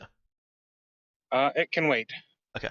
One of those things that you're starting to see, and you see it once, and then a few minutes later you see it again, is that some people are apparently dressing for the occasion. You see what looks like a fluffy, dark storm cloud walking along with the crowd towards the temple. Wow, they cosplay for it. Interesting. Is it just like Yeah, it even has angry-looking eyes on the what would be the headpiece.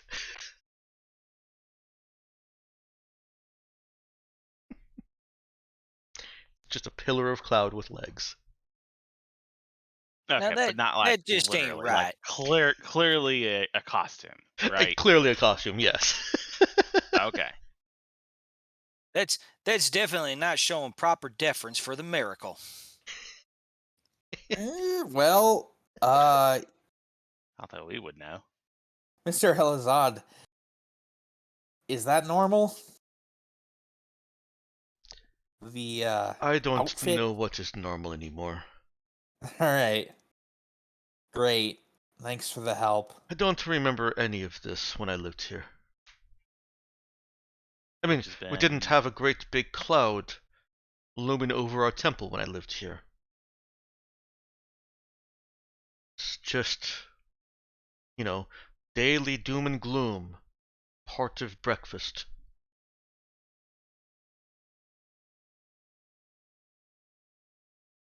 This is all new. This is doom and gloom all specific like. None of that generalized doom and gloom. Well, this is what the higher level stuff, the prestige stuff. Would it be worth it to, I guess, interview one of the people that not going to the temple? I guess you could ask them. Be interesting to find out their reasoning that they wish to avoid it. I'll say so much avoid, but not, obviously go to and follow the crowd. So we're coming up on our mid-morning break. Well, actually, early afternoon break here. So why don't we get? It sounds like there are a couple of different ideas that you want to do. Interviewing somebody who's not going to the temple is one of them. Why don't you just quickly type out a couple of other things that you want to do, and we'll get straight to them after the break. While you're typing, I'm going to narrate one other strange spectacle you see as you're walking towards the temple and, deciding to accost a random person. Questions. You see one of those dark, fluffy storm clouds walk out of a store in front of you, and their cosplay is a little bit better than the rest. It looks like it's made with some of that material that has the scintillating, peering into the void effect. And as you get nearer to it, the store that they came out of is aptly named. It is a spirit store. Wait, like the Halloween? Yes, they have survived 1,000 years into space and found a home. And they're now a cult thing. Okay. You see in the store display, the storefront display, several different types of cosmic horror costumes. Although almost all of them, except for the variations of the storm cloud, are pushed to the back. I'm not sure what to do with this information. Run in terror. Spirit So stores are a plague. I typed out my idea. We actually need to get one of those Stormcloud costumes because it's bulky and fluffy. You could hide our survey scanner in there. Yeah. Makes sense to me. Lordy. I mean, sure, good idea. Why not? I think Connor would be the one wearing it anyways. You could put Riley in it, like the mascot. Oh boy. Put Riley in it and Oogie what? will.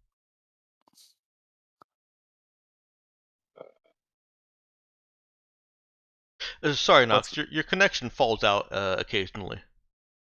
I'm sorry. I probably need to hunt down my headset, so I'll be doing that over the break. Okay.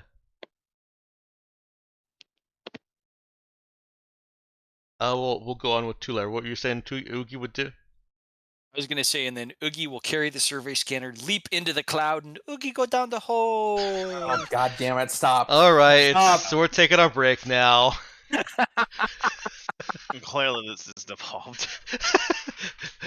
Come on back at about 1:10. All right, we'll go ahead and bring us back into frame. Let's see, we got distracted and didn't really type anything else out, unless those were the only two things that you really wanted to accomplish initially. Actually, I did want to bring something up. Okay. I did not really sleep last night. I was working on stuff really late, and I am about crashing. Okay. I've been do you like want sympathy, slowly. or do you want us to end early? Well, no, you don't need to end early. I just think I might duck out. Fair enough. If that's I'm just alright giving with you a you. hard time. Yeah. That's fine. So just let me know how it goes the rest of the session, and then I'll see you next week. All right. We'll do. All right. Take care. See you around. Get some rest. Enjoy your nap. I'll try. Me, meanwhile, I'm regretting that I only bought one energy drink because it was really tasty. You may Energy have drinks. mine, the one that I've had in the car for now months. Ew. Yeah, I don't know if I would drink that. I just drink coffee. Lots and lots of coffee. It's not like it goes bad if it isn't open. um, that's probably true. The expiration date is in like another 3 years. Yeah, okay, that's I fair. would normally agree with you on that, but anything sitting in a car experiences temperature cycling. Yeah, that's And what a I would lot be of it. concerned about.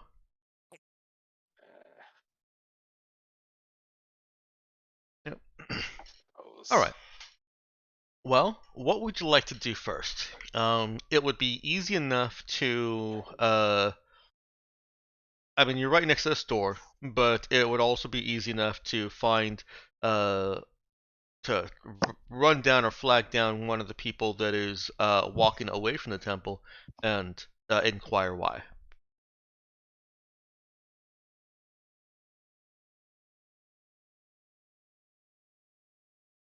I guess we will go to the hot stuff. Yeah, let's go to the hot stuff first. We'll find out what the whole, buzz is around, and then find out why people are avoiding it. The hot stuff? Halloween City, not hot stuff. Sorry, Oh. you said things that were there. You listed that you said we had 2 things written down there. The only 2 things that I can see are hot stuff and the other thing. Huh. No, look at And the next so, one. Interview one of assumed- those folks not going to the temple.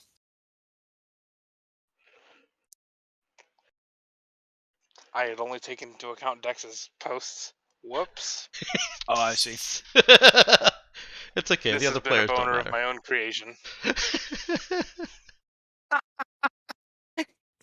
You said boner.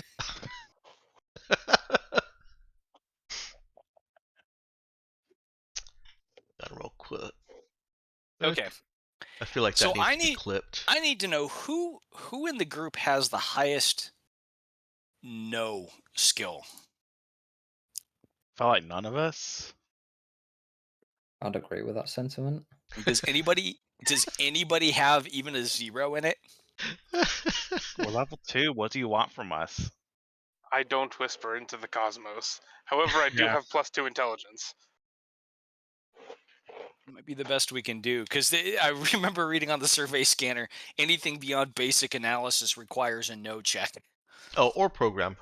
And that you've got covered by Connor. All right. That means we're putting Connor in the cloud costume. Yeah, that's what I was saying earlier. Okay. I think he agreed to it too. I'm pretty sure I heard Lulu agree to that. I didn't hear a denial at least. That's agreement, right? Oh, Connor's the Yeah. person who left. Never mind. Yeah, that's Yeah. not problematic at all. That is very problematic. We don't have him in the party anymore. Look, I'm pretty sure the person afflicted by listlessness just gets thrown into a silly costume. Like, that's just the way it works. Yeah, I'm willing to continue on with Connor in the party. Okay. He's not gonna mosey on somewhere else. Have y'all seen the Hero's Handbook, the listlessness? When someone in the D&D party isn't there. All right. So who wants to interview the NPC?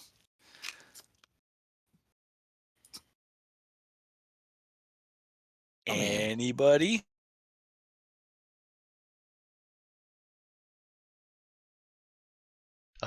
Nox, did you want But if mine? nobody else wants to do it, then I will do it because it was my idea.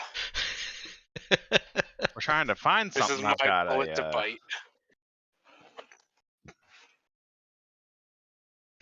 Yeah, you know what, Tulare, I did forget that the survey scanner specifically says no, but I had set precedent in the last campaign by allowing the infraworld activity to be kind of puzzled out or sorted out through program. So the normal survey scanner usage is no, but the additional infraworld scanning is program also. Okay. Good to know. Thank you. Yeah. All right, so we can do this in character or out of character, your preference, Nox. There's a friendly enough and receptive Pythonian or Phytonian. Speak the common or spacer or whichever one I actually know. Also didn't write down languages. Let's see, where was Apaya from?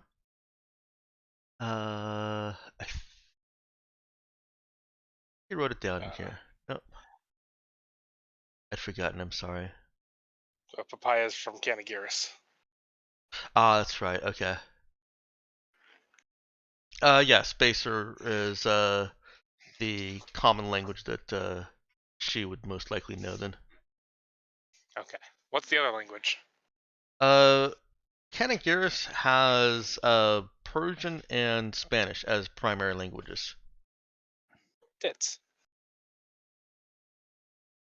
I That's think a it good was thing. Persian. Yeah, come on back. Dagnabbit. This is a family stream, right? No, not anymore. It's not. Someone said boner. It's no longer family friendly. Wow. That doesn't make it an 18+ stream. Yeah, Spanish and Persian. That was correct. I'm still gonna say Dagnabbit. That's fair. Positive informal usage is a stupid mistake. Oh, what was that? The secondary definition for boner is a stupid mistake. Uh-huh. I'm entirely aware of that. There's a whole Batman and Joker comic about it. Let's let go of the boner for now. You did that on purpose. I know for a fact you did that on purpose. Now the real question is he actually inviting further commentary along those lines? Nope. We're gonna find out what Amaya wants to find out from this Phytonian. Going against the stream. It was more of an idle thought, but basically, you know, everyone it looks like they're going to the temple. Why are you going anywhere not towards the temple? Yeah, the Phytonian is as I said, they're friendly enough. I suppose I could have rolled a reaction check for that, but certainly wanted to assume that you would have found one that was friendly and not spoken to one who angrily leered and walked away. And now you can perhaps ask even a couple of them while the crew are inside getting Connor put up into a cloud costume. And the responses seem like they are pretty natural. One of them just needs to go home and feed their cat. One of them says, "Oh yeah, I've been there every day for the last week, so I'm pretty much done here." The responses range from "I just have other things to do" to "I've done what I perceive as my mandatory faith." To there's just too many people. Okay, it's good enough for me. The real question in there is like fucking, are there people around here that don't really believe, or if it was just or if they had like any kind of reason for not going there now. Yeah, go ahead and roll a wisdom notice check. Wisdom notice. Open up my character sheet.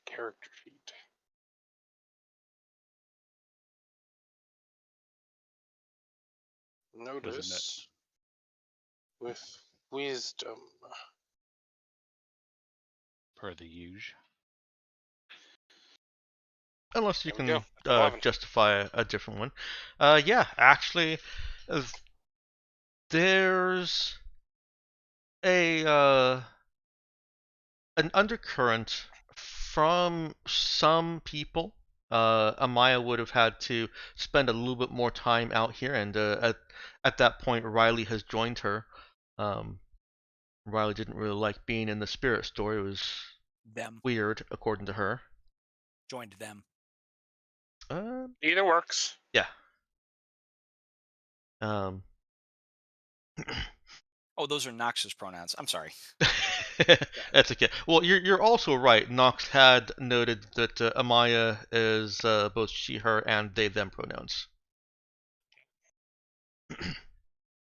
Um, and Amaya does pick up on a undercurrent from some people who are not as into the whole scene. And maybe it goes a bit further than just they're not into it. Amaya rolled, that's a pretty good roll. Amaya picks up that there's some people who are outright opposed to this kind of scene, this worship. Should have to follow up on that to get more specific, but yeah, no, there's definitely some dissent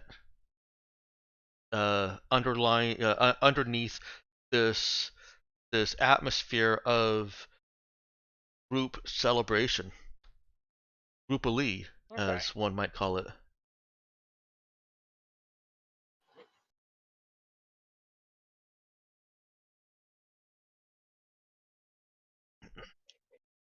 Okay, well, I will thank them for their time and let them go about their business. But it is good information to have in the back pocket. Yeah, and most of them are polite. Maya did encounter some folks who were just like, mind your own business, and who are you? Why are you talking to me? But most of the people that she's talked to have been polite to her. Inside the spirit store, as you are getting Connor fitted so that this big fluffy cloud costume does not rest too heavily on just his hips or on just his shoulders. The shopkeeper and an attendant helping him are chatty and asking, how long you've been detained here. I'm gonna say at least longer than the embargo started, or blockade. There we go. Mm-hmm. Oh, and well, what is your business in Voothley? Friends, relatives? And it catches Saul's eye.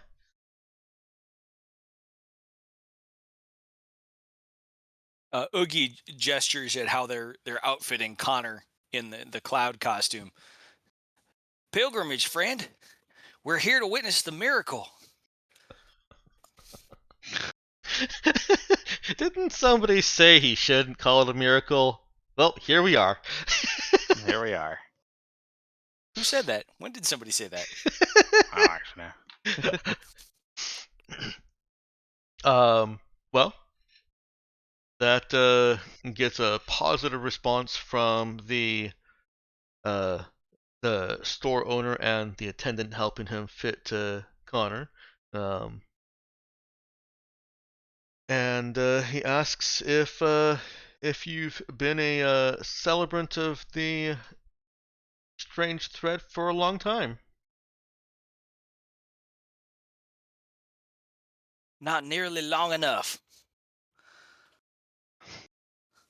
Archibald's just gonna shuffle uncomfortably in the background. This is when Riley leaves. I shuffle in the background uncomfortably with Riley. Nope, Riley went outside to hang with Amaya, who is not embracing this weirdness. Archibald could certainly go out with them. Let's see. Hang on. No, I should at least bear witness in case things go Witness, wrong. logic and reason.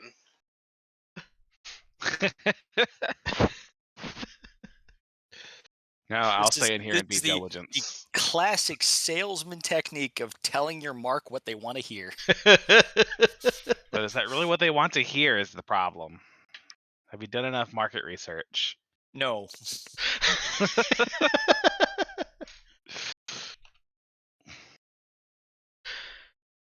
Well, the storekeeper, I keep calling him storekeeper as if we're in a medieval village. The manager on duty starts telling a story of his own religious experience. Lowers his voice a little bit so that he's not preaching to the entire store, and there are a couple other people in the store. But he just relays how one night he had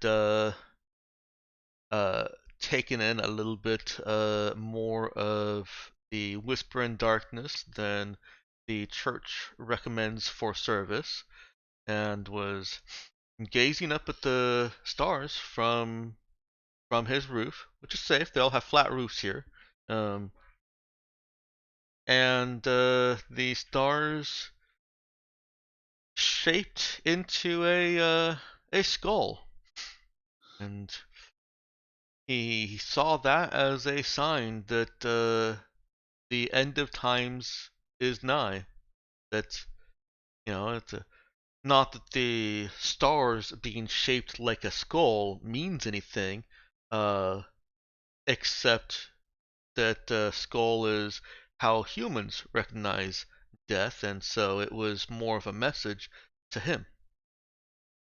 And that's when he started the spirit store.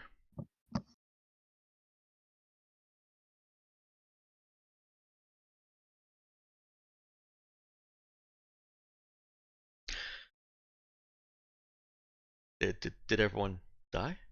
No. Yeah. Just thinking for a moment. Oogie reaches for his non-existent hat, finds it out there in annoyance, and then puts his hand over his heart and thanks the manager. That was a very touching and personal story. Thank you. He leans in and whispers, "I have some whisper in darkness, if you'd like to see the same thing."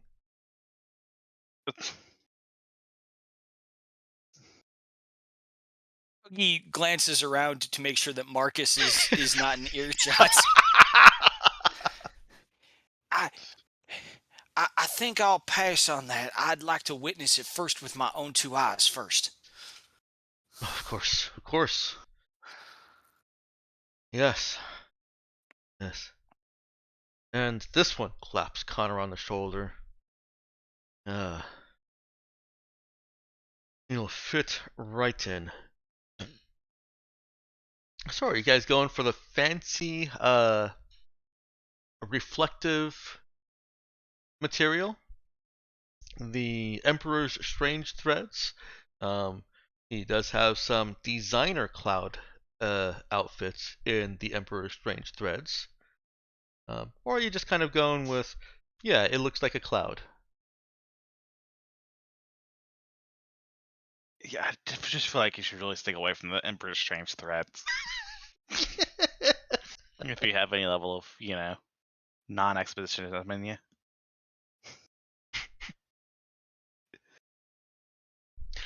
Fortunately, I don't think since Lulu left, he doesn't have a say in the matter. Yeah, I still don't think we should go with that. That would be very rude. Okay.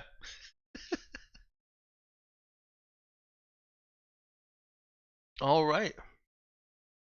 You have successfully outfitted Connor with a fluffy cloud cosplay. Angry fluffy cloud cosplay. Yeah, I gotta make sure it's angry. Yeah. And you're the manager here Actually, at this time it's the attendant. We'll give them some screen time. The attendant says that the stitching of the eyes is based on actual reported sightings of what the eyes look like. Of course, since these are uh,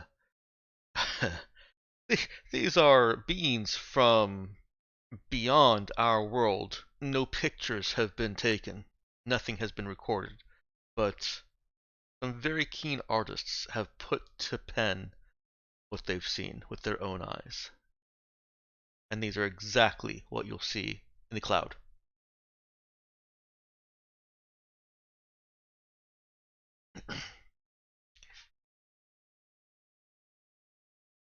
Was there anything else you wanted to do at the shop?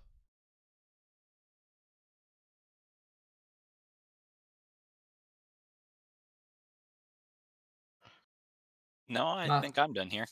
Yeah, no, Max in after any clothes. He's good. We got the costume. What else is there in life? All right. I guess. Well, yes, we don't really want to go around having the scanner out in the open normally. That's the costume. Right. But I am really curious what the results are on that scanner. Yeah. So at this point, Connor can more openly use the scanner. I mean, we'll just say that you asked for a costume with a little bit more space at the gut, so that someone other than Connor, who's a little bit larger than him, could potentially use it as well later on. You meant at the same time, like he's going to invite a groupie into his cloud costume.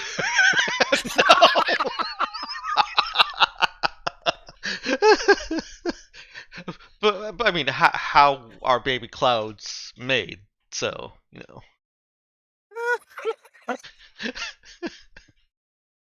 All right.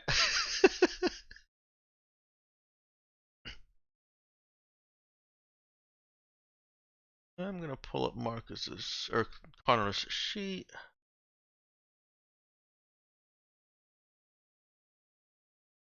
All right. Program is effectively at a +3. So we'll. Oh, actually, he has a specialist also. Cool. He's real good at it.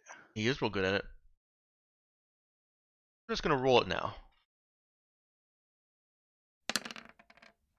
Alrighty. I have his roll. Now, what are you guys doing?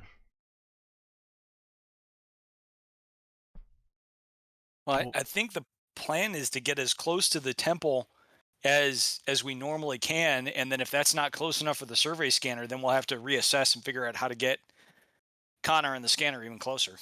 Okay. Well, as you are approaching the temple, Connor pulls you aside.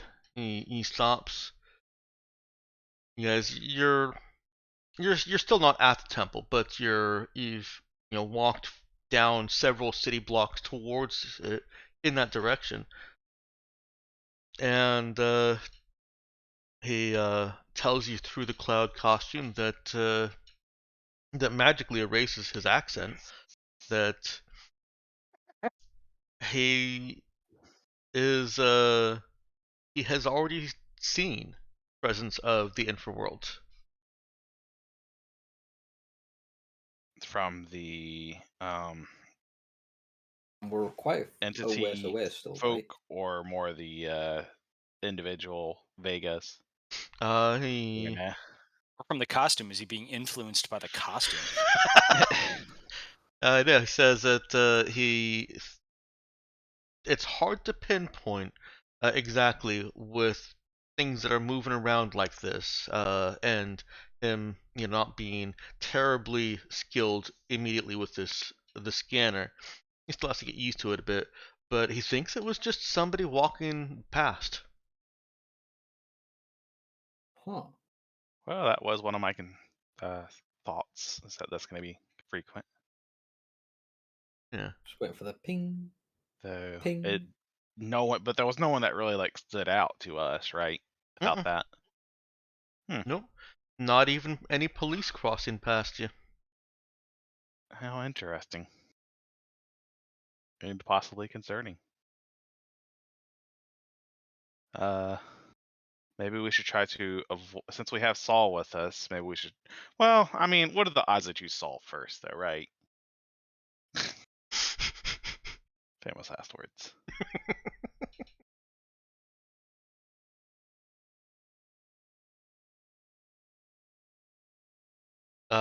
You have a little bit of anecdotal evidence from the commanders that the entity that tried to possess them didn't know it couldn't until it tried. Right. That's what I was going off of. So it would most likely buy us enough time if it's trying to possess any one of us except for Saul. Mm-hmm.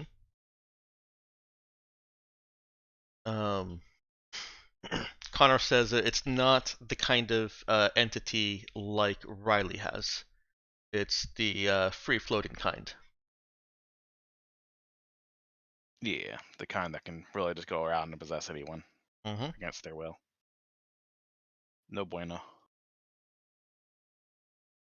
Oh, that's right, because crew shows up differently, right? Who shows up differently, yeah. Different in what manner? Different in just the data as it's portrayed. It's a different kind of infraworld signature that crew gives off than than other entities that. So let me back up a little bit. You know of three different classes of possession. There's the kind that Riley has, which is the bonded entity, the Aiden, as they like to be called, or he likes to be called, that is permanently bonded to her and will die with her. Then there's the kind that is also permanently bonded into a life form, but that life form died while the entity was inside of it, and the entity is basically stuck there, can never actually possess anything else. That happens when a free floating entity is in a host that dies and has nowhere to jump to. So those are three different classes of entity: the voluntarily bonded, the zombie bonded, and the free floating. Oh, so Okay. wait. So the free floating won't like be locked in? No, the free floating will be locked in and become Oh, zombie if they if can't the possess somebody else when their host dies. right. So they'll be locked in when their host dies if they're still there. Yeah. Um, and Okay. the speed at which they can possess someone is instantaneous, as long as there's somebody within about 10 meters is the range that the commanders had determined.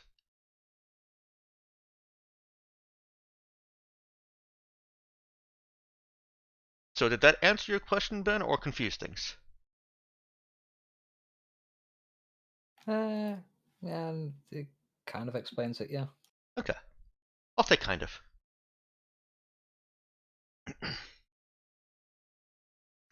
You continue on towards the temple. Well, We need yes, more there's information. more data to be had.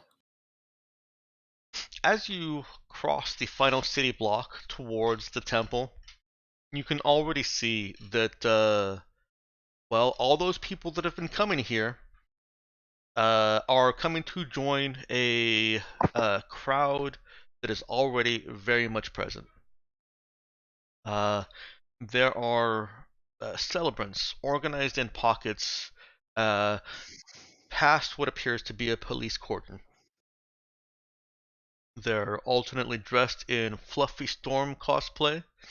They're gothic Sunday best. Those that have been here the longest appear to have dressed in some manner of their best clothing, and also the people that are just wearing their work clothes.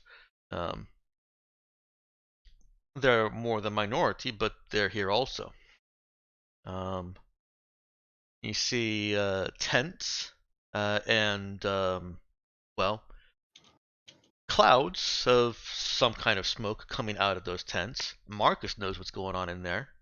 Um, you see others that are kneeling and praying, and you even see vendors pushing carts with merchandise and food. Past all these people is a serious looking line of police studiously watching and rejecting anyone who tries to approach them. Rebuking, I should say. Telling them to step back, stand at least 3 meters from the police line. If we All were right, to time to listening to trigger a those, riot. if we were to listening to those that are like praying deeply, like what are they saying? So you guys get right up there into the crowd.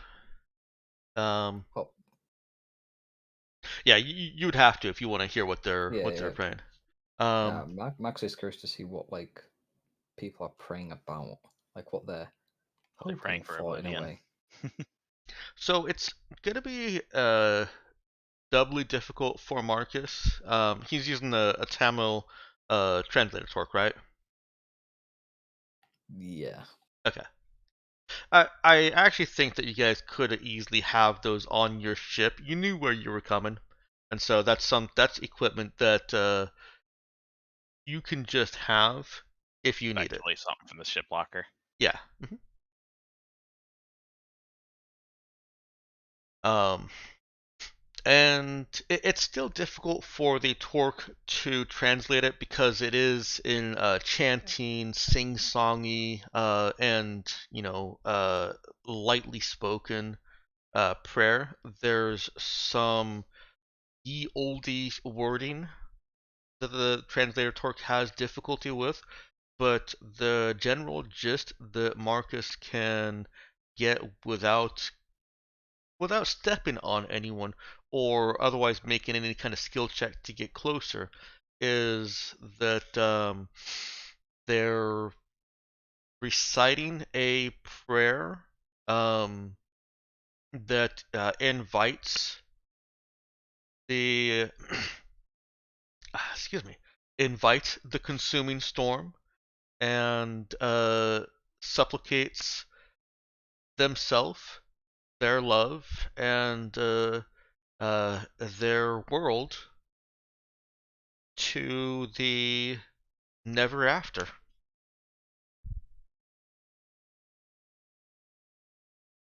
Okay. Now, if Marcus does want to get more details to actually know the words that they're saying, he would have to find some way of doing that, and there is risk involved. No, I was just curious to see like generally what they're after. That's some Jonestown bullshit. Is our friendly neighborhood storm cloud outside of the range of the scanner still? Yes, the police are holding a line that is more than a football field away from the center of the temple. And you were right in your earlier assessment that the temple is itself a small city, kind of dithered and called it more like a Yeah, village, but or a village, but it is still a large area, and getting so far to as so far as temples goes, it's pretty big. yes, getting to within 100 meters of just the edge of the storm, and Connor would probably need to be scanning more than just the edge. Would require getting past that police line. All right, so Operation Get Connor to the roof of the temple. uh, All right. We direct Connor to sneak past the police cordon There are many. without any help. Nah, just I kidding. mean, depending on how we want it to be, it's easy to get past it. It's just how you want other people It's to harder to react. get past it without getting caught. I Yeah. mean, somebody suggested starting a riot, and that's not the worst idea I've heard. Yeah, I mean, I was really only half joking. We do a scan from But- here, just on like the cops. Yeah, you're definitely within I range of actually that. wanted Yeah. to know how many Vega signatures does he detect in the crowd? Yeah, absolutely. How many cops are possessed? Actually, it's probably a good Well, I idea to know guess how many Vegas are in the crowd too. Yeah, well, I'd also be curious, yeah, if any of the these devouts are possessed too. That would kind of tell us something whether. Okay. What do you want him to do? It would look a little bit awkward if he just stood there and slowly panned around the crowd. So how do you want him to accomplish this without drawing attention to yourself? Unless you're okay with just drawing attention to yourself. Hmm. Fucking. We have the equivalent of cell phones, right? Yeah. Compads, yeah. Yeah, your compads work on this planet. We can totally pose it as like a fucking. You know, like when people are taking videos of crowds, like selfie videos with crowds. Sure. That'll it looks the same as fucking panning around, but Yeah. just in reverse. You can So- also act like you're surprised that it doesn't show up on the storm doesn't show up on my camera. Yeah, like kind of like Like, like, hey, wow, you've this seen is so this? weird. Wow, look. So Yeah. kind of drawing attention, but only insofar as the rest of the crowds, I'm assuming. As in, we're gonna look like tourists. Yeah. As in, we're gonna look like idiots. Exactly. Like, oh, look at these idiots. Look, they're not true believers like us. All right. Does anybody have perform? Is perform a Actually, thing? I actually do have +0 in perform. Oh, perform is a thing. I don't remember why. Actually, I'm pretty sure I had a thought. I mean, it was like I'm assuming some sort of hobby. Okay. I don't remember what was it for. Interpretive dance. It wasn't a role. I know that. I think I actually specifically chose as my free skill. Huh. Because it mentioned hey, it's like hey as like outside hobbies. It's like what's an odd thing? Thought we were Anyways, doing a thing where the when you chose a skillet. Mhm. No, You- never mind. Yeah, no, you cut off like at the last word when you chose a skill. yeah, What? Yeah, I stopped talking at that point. Oh. I thought that might have been the case. Okay. Yeah, no, it's just Archibald I guess has he has a side interest in acting. Got Not a like hidden creative streak. yes, a hidden creative streak that he does not usually let people know about. I had thought that during character creation we had done that when you gain a skill from something, it brings it to 1 and not 0. We did do that. I see what you're saying. Maybe it was just kind of a replacement for the extra skill in points which that you case the perform would be at 1 and not 0. Nah, this was the You skill pointed it. yeah, this is actually just a regular skill point. This is like the Okay. little free skill, and it mentions like it kind of just represents like an outside interest. Like it's like so I didn't really feel like putting in something that's like key to his main job, so I was like I decided to Right. go with that. Okay. Yeah. To his former profession. And the goes straight to 1 part is actually only for skills that you gained through foci during character creation. Yeah, that's Gotcha. Yeah. Just wanted to clarify that for my own. Yeah, that's what I was asking if it had been through that with the character creation stuff. But Gotcha. Well, let's go ahead and get a quick perform check. Which stat do you think you want to roll that under? I mean, I guess I actually have all right charisma, so that Okay. seems simple enough or straightforward enough to ham up the tourist act. Oh, I'm a little rusty, y'all. Yes, you are. Does I anybody don't want to come help him? I don't come across as a tourist. Look, no one's gonna believe that. No, I look too serious. does anybody want to roll an assist on that with a different skill than perform? do I have a skill that would do it.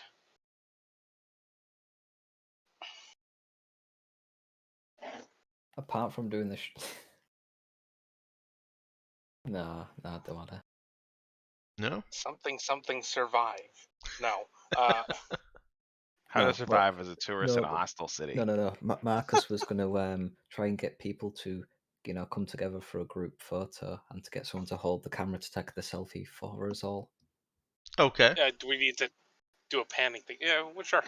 He's trying to gather somewhat of a I'm sure, crowd. the get a storm's not going to pic- show up Oh, in yeah. the selfie, right? Your storm's not going to show up in the group photo. Okay. That sounds like it connects to me. Okay, dokies. I will indeed try to connect then. All right. Brr. All right. Group That photo definitely, time. yeah, that definitely gets you up to the 6. This wasn't a difficult check. How hard can it be to pretend to be a tourist? This was literally a 6 that you needed to meet. Yeah. Right, look. If we had the selfie stick, that's an easy +2. Unfortunately, we did not bring the selfie stick. You're able to um to give Connor cover to just kind of get scans of different sections. He's not literally panning slowly around, but it's enough that he's got a good sampling of the crowd, given the scanners. It's not exactly just straight line beam. It's got an angle of attack also.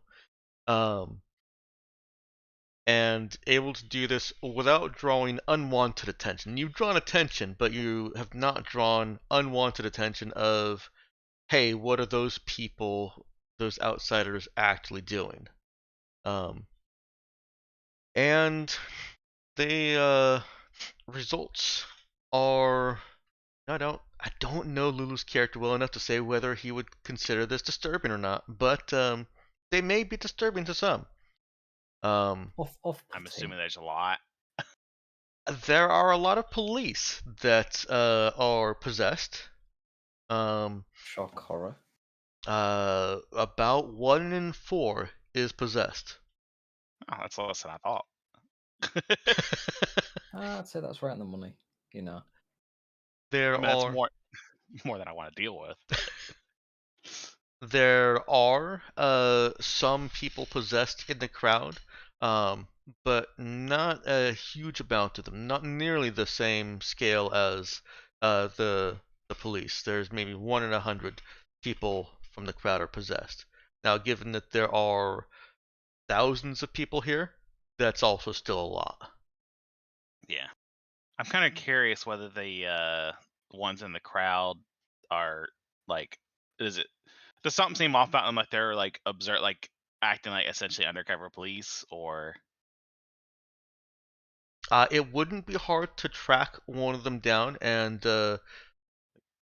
try and observe how they're interacting, but you would have to get closer. Right now, all you've got is Connor saying that direction, general? approximately that far. Sure.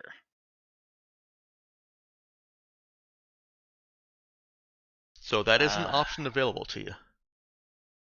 It'd probably be good to know, but it's really kind of secondary because I think there's enough in the police alone. But regardless, we should definitely be wary of drawing their attention, even if they aren't quote unquote undercover police. Plus, there could be actual just regular undercover police that aren't possessed too. So just assume everyone's undercover police.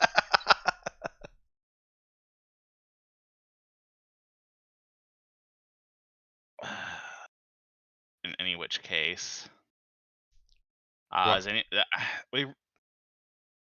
the sake of our mission, we probably really need to get readings on the entity, our storm cloud.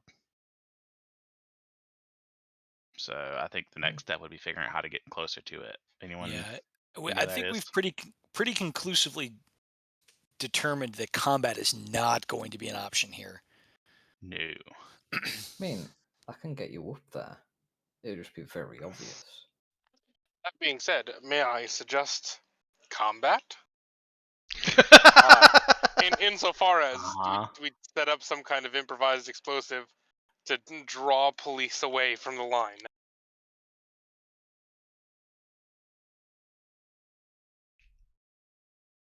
I mean, a distraction of some kind is certainly in order, but I don't know how to rig up something like that. Do you? Yeah, I'm a little sketchy on whether we have what sort of distraction we can really achieve. I mean, yeah, what is it you're Hmm. after? Don't forget that your ship has an armory and a ship locker, and this campaign I've only restricted TL5, I restricted you from TL5 and from powered armor within those two Yeah. containers. Yeah, we probably have the tools. We haven't really been But this We is have just as many kind of rocket launchers as we want. searched. I guess most of the No. police are essentially here doing the No. managing the cordon, right? There's not Think- really a think the heavy other police direction. presence in the rest of the Think city. the other direction. What's a sign that the end is coming? What would draw large amounts of people? A giant storm cloud in the sky. Yeah. No, but is there anything else that, it's like, oh, when this happens, then, this basically. And also, speaking of said storm cloud, it's still just basically just hovering there menacingly. It is. Hmm. It is looming over. Actually, now that you're closer, you can see that it goes down to the temple and spreads out from the temple a bit in a thick fog bank. So it gets hard to see the actual temple past the police cordon. You can see some shapes and some walls back there. The harder edges of building outlines you can see. But aside from that, yeah, it's just there's a pencil eraser head like tip of storm cloud that is roiling over the temple. Sepia colored, in fact. And is there any sign of people moving around in the temple? Particularly if you take a picture with a camera instead of relying on our eyes. Ah, he has figured out the secret of seeing through that thick fog. Yeah, I have.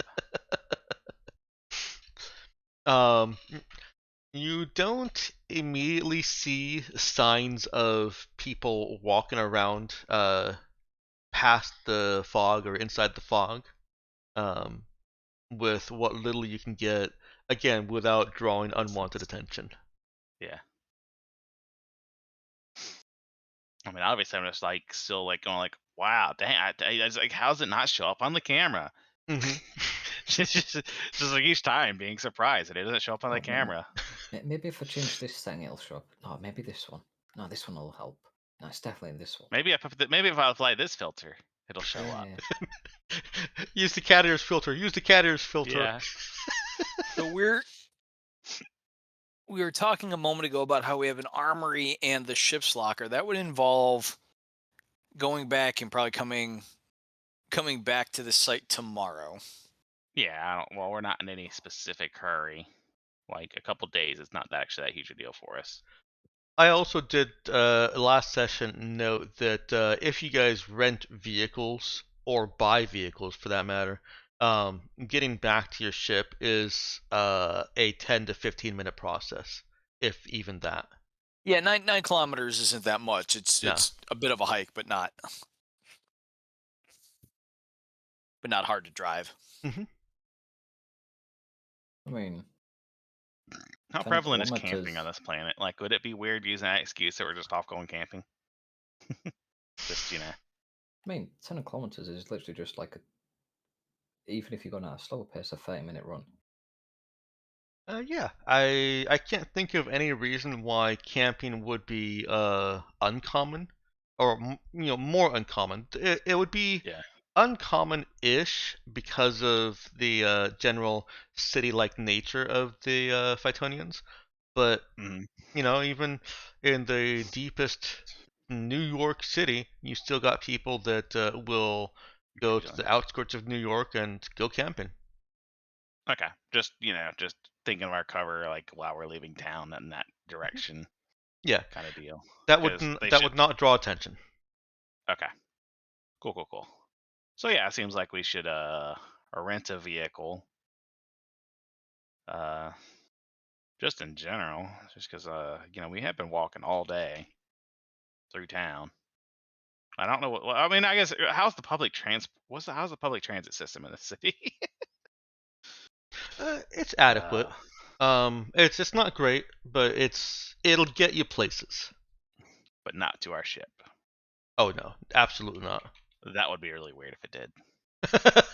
That would kind of defeat the purpose of hiding the ship if it did. Okay. And Does next anyone on else want to do our anything out tour here? of people Or that should shouldn't we- be here is the marmoset. Sorry, what was that? Sorry, I was just gonna say, unless anyone else has anything else we want to do here, it seems like we should just go back to the ship and maybe figure out what we want to do to get past the cordon. Riley So- is on board with that idea. And we'll even rent a car of some sort. I'm sure we can write that off on the Raza expenses. We can do that. I can expense It's not my like hot renting a sauce. car is expensive.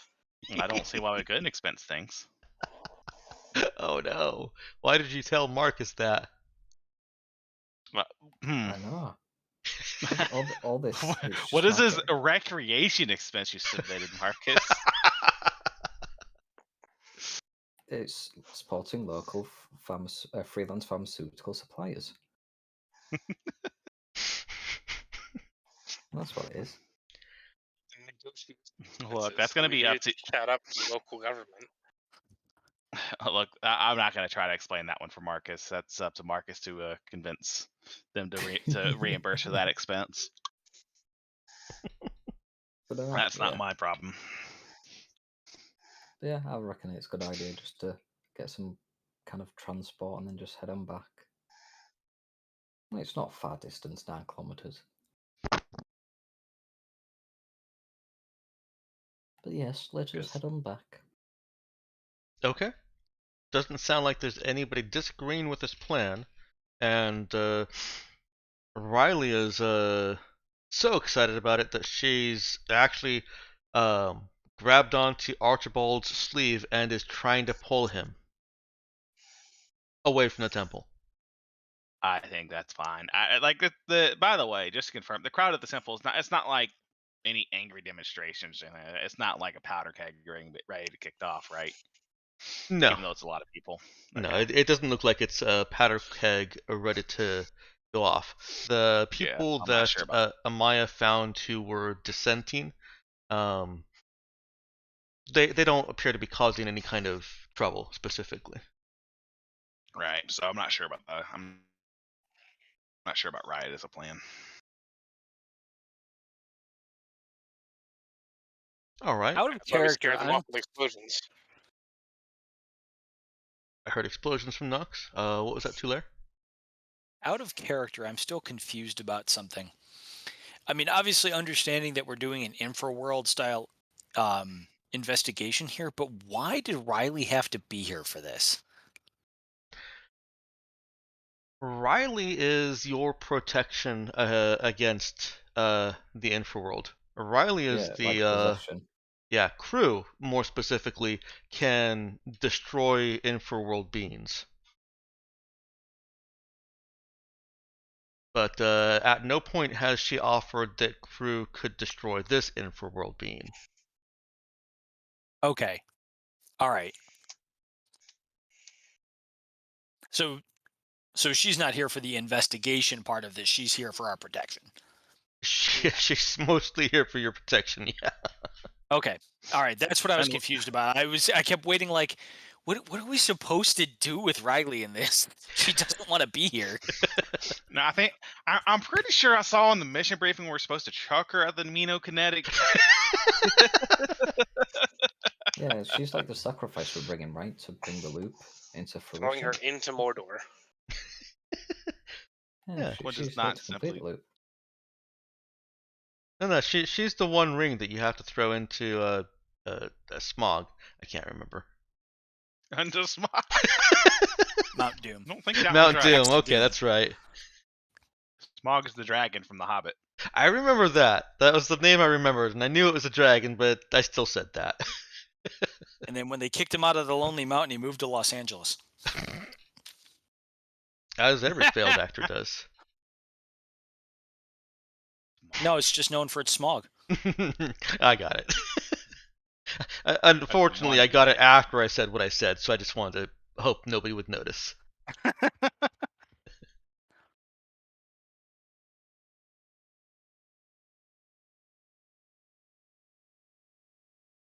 You're right.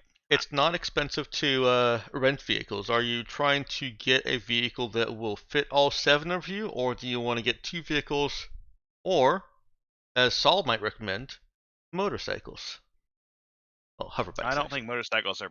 I don't feel like those are very practical, especially not for especially if not we're trying to pass ourselves as going camping. A minivan.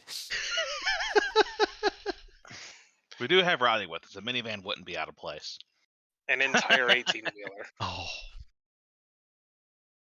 I think we can get 2 vehicles. I think we can get 2 vehicles. Both of them minivans. Do they even have minivans on Python?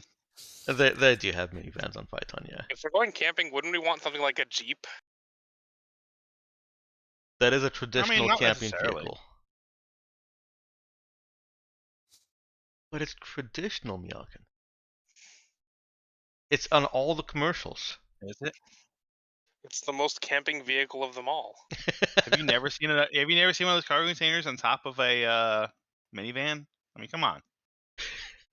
I mean, you only really need to have one question to know if they have minivans on a plane. Do they play soccer here? Because if they do, they've got soccer moms, and that means minivans. I think they do play soccer here, yeah. Except they call it football. They call it football, as they should.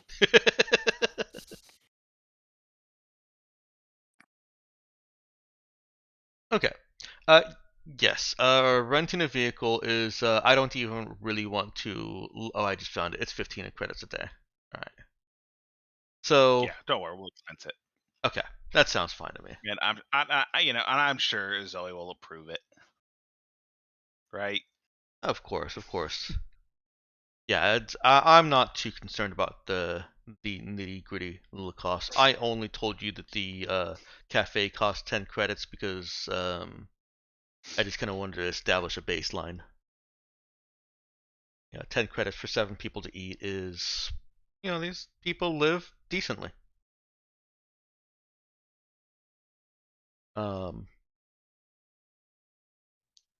And it does only take you a few minutes to get back to your ship. I would like, please, to note that during the trip back, and I think that this would qualify as intelligence and survival, Oogie keeping an eye out to make sure we're not being followed. Sure. Go ahead and give it a roll.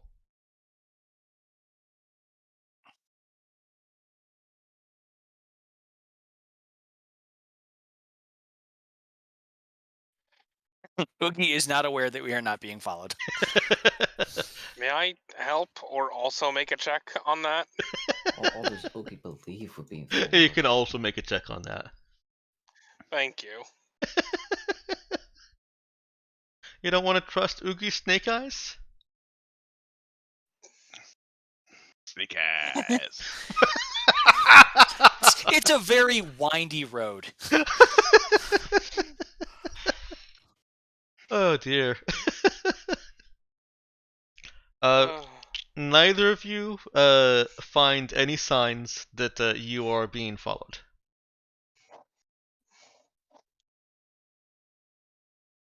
I tried. We're all gonna get ambushed. They're already at that. They're inside the ship. They're already inside of us. No. They've already possessed everyone on the ship. That would be a real move from Dexter. They've already replaced the ship with a void entity. Well, no, I was just gonna say it'd be really rude if we got back to the ship and like everyone's been possessed by a Vega. Like that would be incredibly rude of Dexter. But It, hey, at least we'd have a warning with the scanner. it would be rude, and you have no reason to scan these people, so you don't need to do that. Connor doesn't do that. Connor is still in the cloud costume, by the way. And I feel like he probably should take it off. I think I have to Don't give get Lulu some Lulu's character some dignity. I don't think Connor is still in the cloud costume. He doesn't have the player agency to take it off yet. Yes, I but mean, it would be very rude of us to undress somebody else's character. Well, at least we didn't give him the Emperor's Strange Threads, where you just like shine UV light and it becomes transparent. no, that's only if Oh, you that'd be are what would I say, uncautious about it, basically. Wait, what? Well, I think I Oh, put it Emperor. basically if it's only if Wait, you like IV. almost entirely. Oh yeah. I'm pretty sure with the right lighting, it just turns transparent, right? Yep. Nope. I thought I had a line in there. I may have removed it for space considerations because it was getting all of these were getting a little bit long. Particularly in the IV spectrum. I'll correct that later. IV. Yeah. Yeah, I'm not. What is IV? Infraviolet? That's Do just we mean blue. UV, ultraviolet, or infrared? Or is this somehow like just everything in the regular spectrum? Yeah, I think it's just everything in the regular spectrum. So basically, it's all transparent. Like, Oh I don't think IV spectrum is a thing, right? no, that's just autocorrect on Intravenous my light. phone. It's when you load the light up into a syringe and inject it. Marcus, don't try it. Too late. Too You late. see like light shining out of his mouth. Look at my powers now. No, you're right, Miokin. I did remove any like limitations I'd put on that because I had initially named them something different, and then came with the genius idea of the Emperor's Strange Threads, and it was like, well, you know what? This is lengthy, and I can delete this, and now it just turns almost completely transparent, like the Emperor's new clothes. Yeah, that is absolutely rad. I mean, So- it's really cool if you're an exhibitionist. But In theory, you wear normal clothes underneath. I just don't see the point unless you're an exhibitionist. You know, I don't know. That's just a feature I've never wanted on clothes, and probably never will. No, I agree. It's not like though that just normal walking around will cause it. There's enough UV light from the sun to make it scintillate, but not be transparent.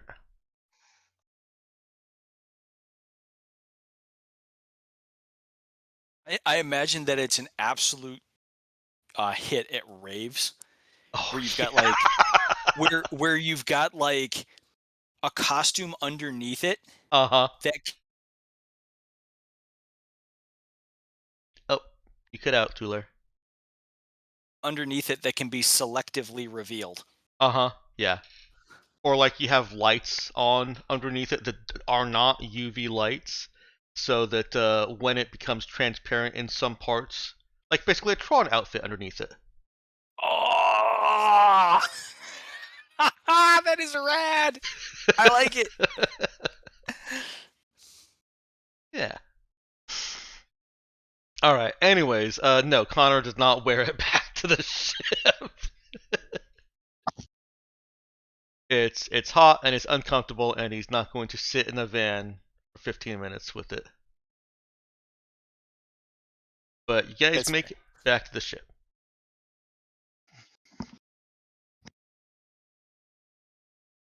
Park your vans outside. Or just one van. You could get all of you in one van.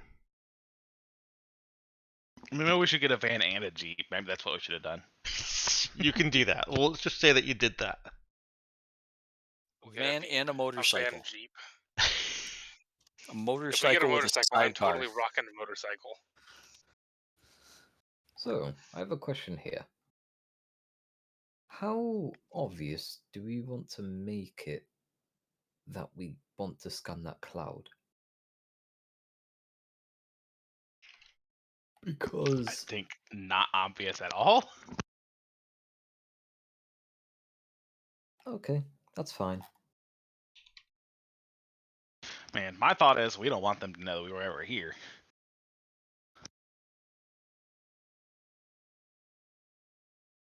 Yeah. Unfortunately, that makes a distraction a lot more difficult. Well, distraction doesn't have to be traced back to us. I still think that that's part of the whole doing this covert like.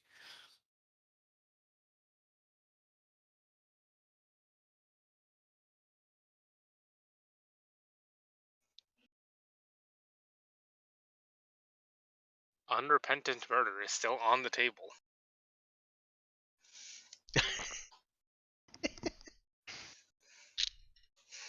So I really think we should probably avoid that. I mean, I'm not averse, but the question is, what good would it do? Fewer possessed people.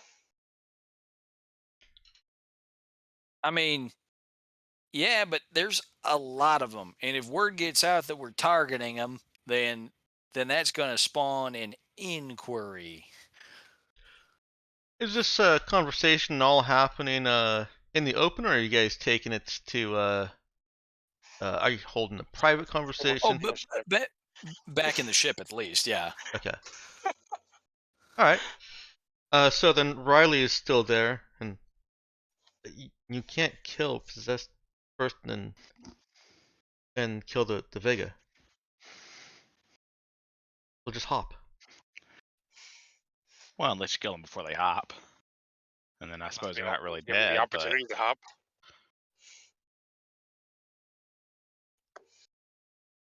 They hop really fast. So I think the answer is we do something that'll create a distraction, but which can't be traced back to us. And while that distraction is occurring, we sneak Connor past the police lines and into the temple complex where he can do his scanning. And that's if Connor is up for this. To go alone. What about the didn't say storm? Who asked that? That's Riley. Well, what about the what's storm? that? I mean, isn't that the whole point here, that we get the scanner close to the storm? What if it crushes him? I thought it couldn't Right. do that. no, it can. But it just seems to be sitting there, though, right? But I'm trying. Dexter, did we see any movement inside the storm? Nope. No. Okay. Were there any I mean, crushed bodies? I suppose if it knows that it were being scanned, that could be a problem. Maybe these things. Oh, listen to me talking about it like it's Is it- conscious. Is it conscious? Yeah, I guess we ain't sure about that, are we? Kind of. Crew says it's like bugs. Well, that could be even worse, because moths is attracted to a flame. I mean, that'd be real bad if like storm cloud tentacles were attracted to scanners. Yeah. See? Like moths and flames, just because that's what they do, right? That's what these things are like. It's gonna do what it does because that's what it does. Actually, Crew says that's about all the Vega do. Now I'm confused. You and me both. Well, So what are the that Vega puts doing us here? in a quandary, because that's the mission, ain't it? That we got to get data on this thing.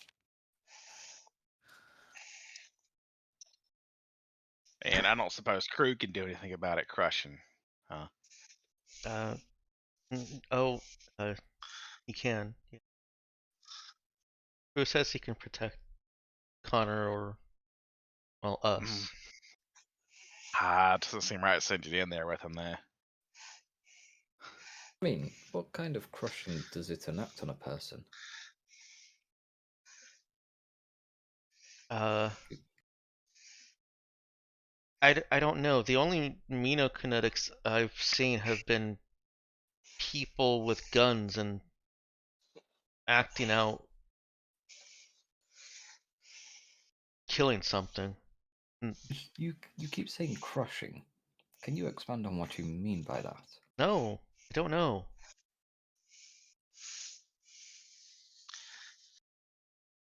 Sorry. Crew says it's just like your telekinesis. Okay. It's like Which how I've isn't, currently got a field around me protecting me from being crushed by the atmosphere. and isn't it kind of hard to crush a person then? Very. I mean, have you tried? But maybe not if you got a psychic with a brain the size of a storm cloud. Absolutely. Did you say It'd you be very have concentrated. a telekinetic armor? Oh, I've always got my telekinetic armor on, and I've also got a vac suit on right now. Can As Crew touch you? Marcus constantly has that at all times. Yeah. Riley asks, "Can Crew touch you?" Oh, That's right. absolutely. The telekinesis is similar to the Uh-oh. pneumokinetics. It's kind of the same force, Huh? right? Yeah. Okay. It's a rare occurrence. Crew does not make a visible appearance very often. Most of you probably have only seen it as a point of light in the distance. Marcus, well, it's we've got a little bit of time to kill. I don't want to go too far without Lulu, although he would complain about that, I think, but that's fine. So let's get a quick little flashback for Marcus. Has Marcus had any pre-mission interaction with Riley and crew? Um. Hmm. What does Riley do on the ship again? Let's have a look. Carrie's Riley. crew. Yeah, Riley doesn't do anything on the ship except for carry crew. Exactly. Riley doesn't go on ships until this assignment. She mainly is back at camp and kind of providing instruction through crew about what the Vega can do. In which case, probably it'd only be recent, and it'd just be more a case of Marcus asking, like, "Hey, if I'm going to spot this potentially, what am I looking for?" kind of deal. Okay. Like what he described earlier with the different colors and such. That is literally what he'd be curious about. Okay. So then, yeah, Riley would have Riley could have done this without crew's help. Just kind of described what Nemo-kinetic entities look like, and they they look like depictions of ghosts. Most of them are transparent. Um, most of them are kind of that ghostly white. Although the stronger of them get into those sepia tones. Um, Marcus would ask if there's a way. Is it possible for Crew to come out and potentially reveal himself, but then also try to make contact with me? I'm curious to see what it feels like, so that way I understand if it were to happen in the future. uh, Again, this is all Riley again. He can't. You've lost all your memories. Can't make contact with you. So we have So to that have memories for him to make contact with us. Something like for that. to telekinetically even. Sorry, I guess this is the flashback game. Yeah, this is a flashback. You're not there. So wait. So Have you had your memories wiped then? No. But Crew Well, is part of me. I'm curious as to what would happen if you had your memories wiped then, and what would happen with Crew. I've got a lesson to get to. I imagine you do. Doesn't involve getting memory wiped. Yeah, Riley makes a awkward and quick exit from that conversation.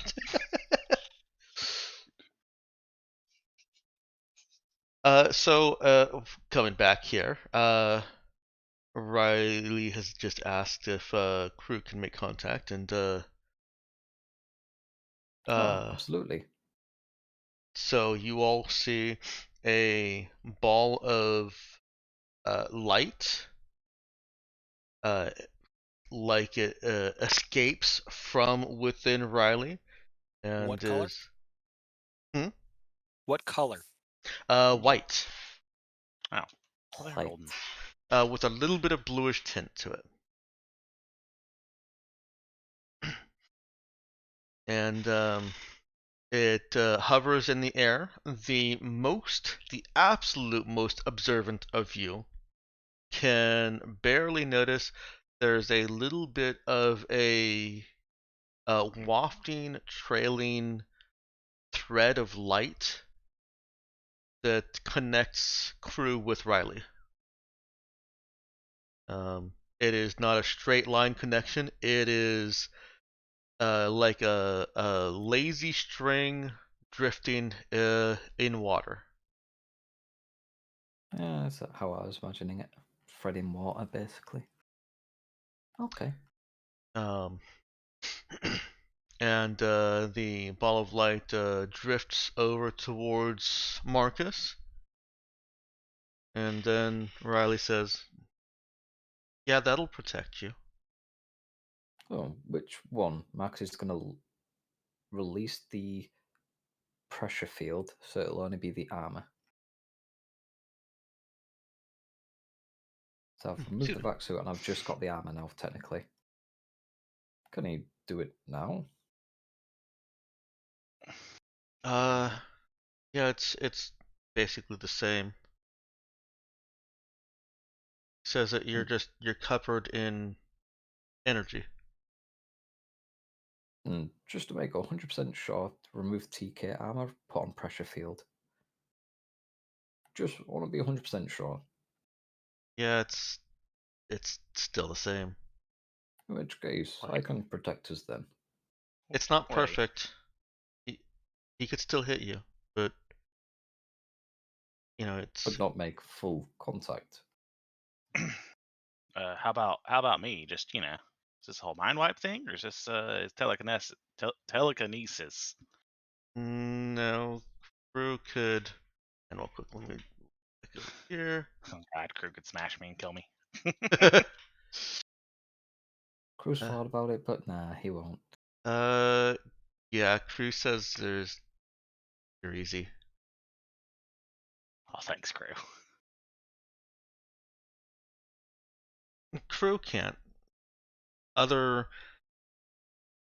He says other Vega can directly smash, like the Minokinetic. He can just throw things at you, and you're easier to hit than Marcus.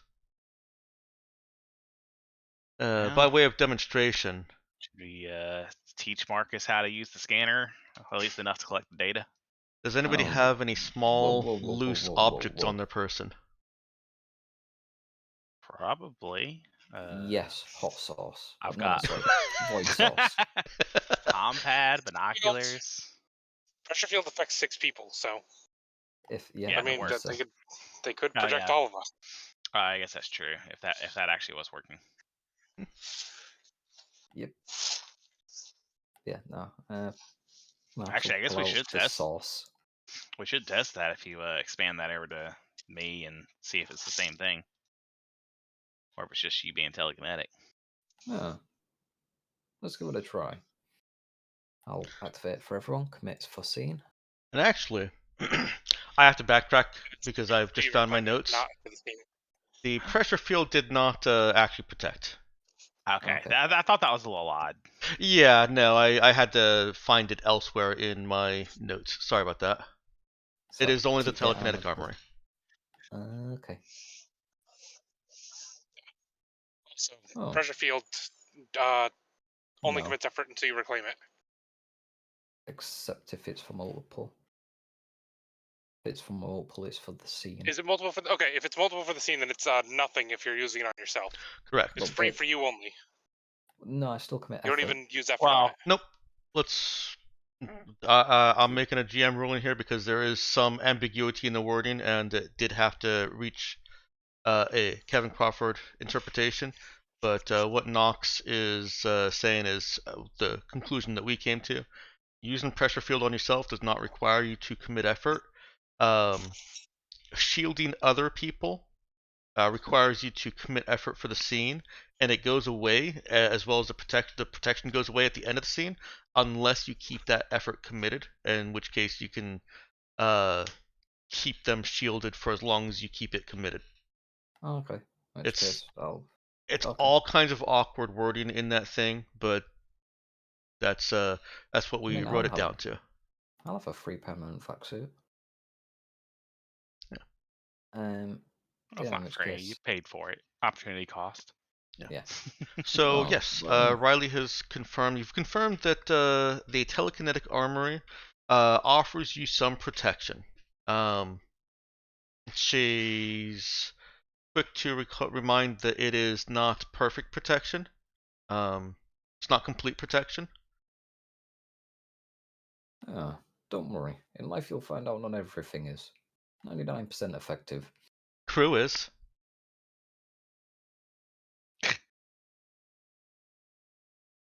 Crew's Awful, never let yeah. me be harmed. Never. Crew's never what? Never I was let me making a get hurt. joke. Oh, well, that doesn't mean perfect, though. I was making a joke. Don't you worry. Anyways. And if you guys would like to see, now that you've had a little bit more like mechanical almost interaction, the things that crew can do are actually listed on Riley's sheet. Oh, yeah, I did happen to see that. Mhm. I didn't actually read through it, but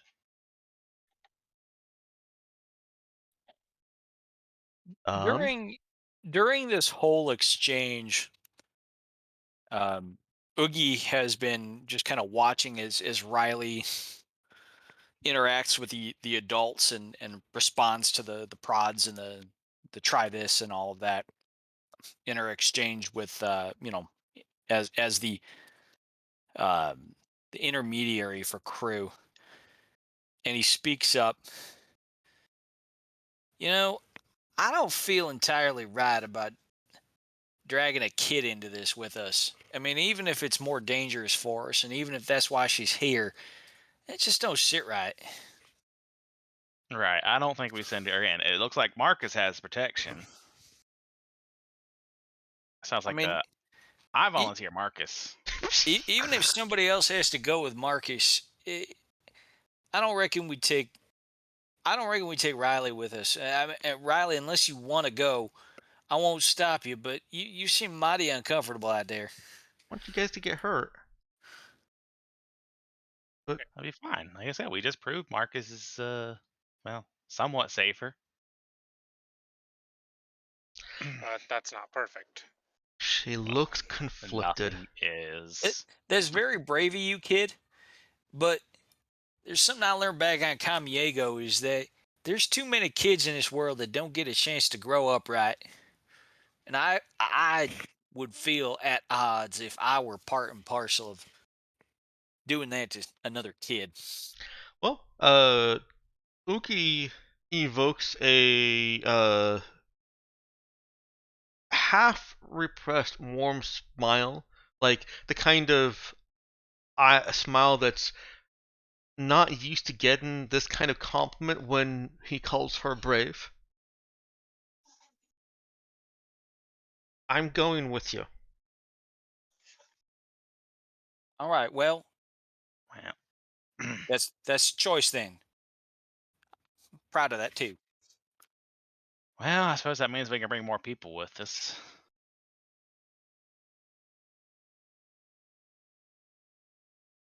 Maybe that'll simplify things. But it ain't great. I'm still not too Anyways. comfortable bringing people that can be possessed. Oh no, we're definitely not bringing anyone that can be possessed. Sorry, Saul. I know you were looking forward to it.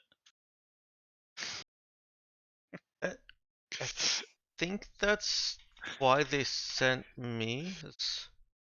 Drew can also attack an entity that's trying to possess someone.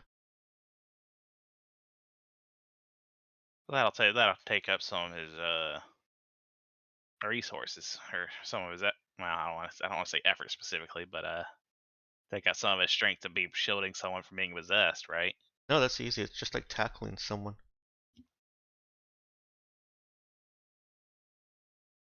Well, Okay, that's my only concern.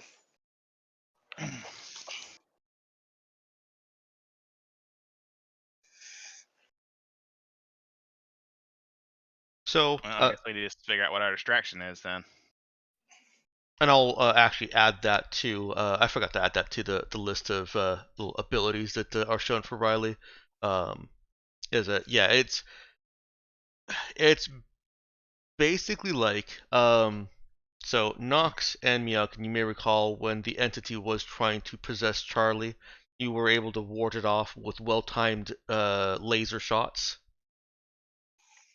Actually, from Jai, it was plasma projector.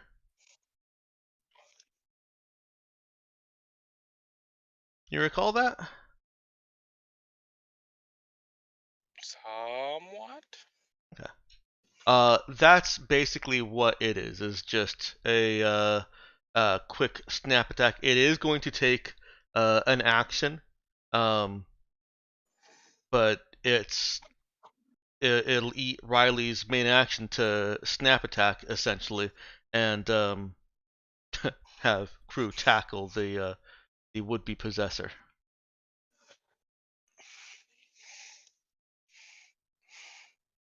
There's still some risk in That it means we could because he could miss. totally save Riley's or crew's actions if we don't bring anyone that can be possessed. Yeah, that's what I was saying. Is Mhm. I mean that still takes a. I mean, It's takes an still effort, more efficient, and we don't have to worry right? about doing that while Yeah. Riley's distracted with something else.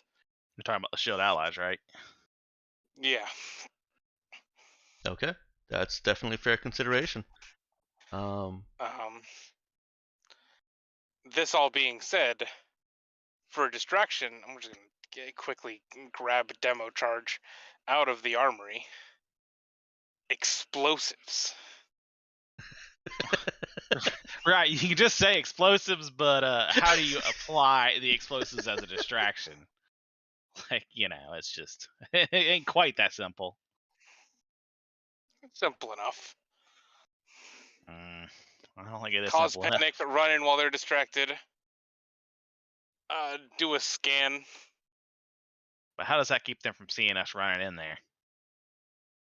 Like, I mean, It doesn't. they're not all They're more gonna abandon focused their with the posts. bombs. I don't think they're. I mean, that's what I mean. It's essentially like their whole police force almost is dedicated to maintaining that cordon, right? I mean, that's a large number of people. I just don't think that's going to distract all of them. Maybe I'm overthinking it. It'll distract enough of them for us to run in.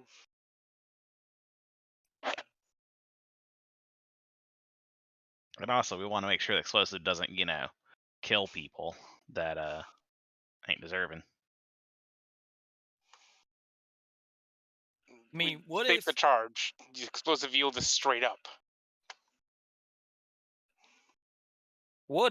and just hear me out here, what if we weren't the only ones running by the cordon? Yeah, that's true. Actually, we do. Some of the people do want closer. I don't think that's good for their health, but I guess it'd be their own free will, right? If that's what they want to do. Who are we to gainsay it?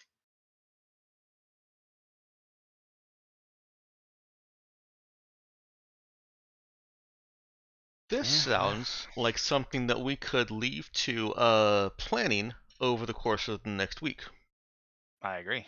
Not leave to planning, but for you guys to push out the ideas and hash out the merits of them. Yep. Sounds good. I think the basic gist though will be set off a hopefully harmless explosion, and then when the police are distracted, encourage a push forward. But I will say there's probably going to be innocents that get if that thing's just going to indiscriminately try to smash people. There's definitely people that We die. can shape the explosives. But I have fix. I can no, shape no, a no, no. bomb. I know. No, I know that part. I'm talking about like if people push forward to approach the storm. Like the most I'm going to guess some of if people approach it, there will probably be some death on that front I mean, that's if they don't not have our our protection. prerogative. I know, right? That's not us directly doing it, but we will still be indirectly responsible. That's just one of my considerations, but that's something I may be able to live with. But It gets we the can job discuss done. it. That's Yeah, my we can focus. discuss it over the week. Yeah, no, it's like I feel a little bad about it though. If that is indeed what happens, like I said, I could be overthinking that too, but it seems like a likely outcome.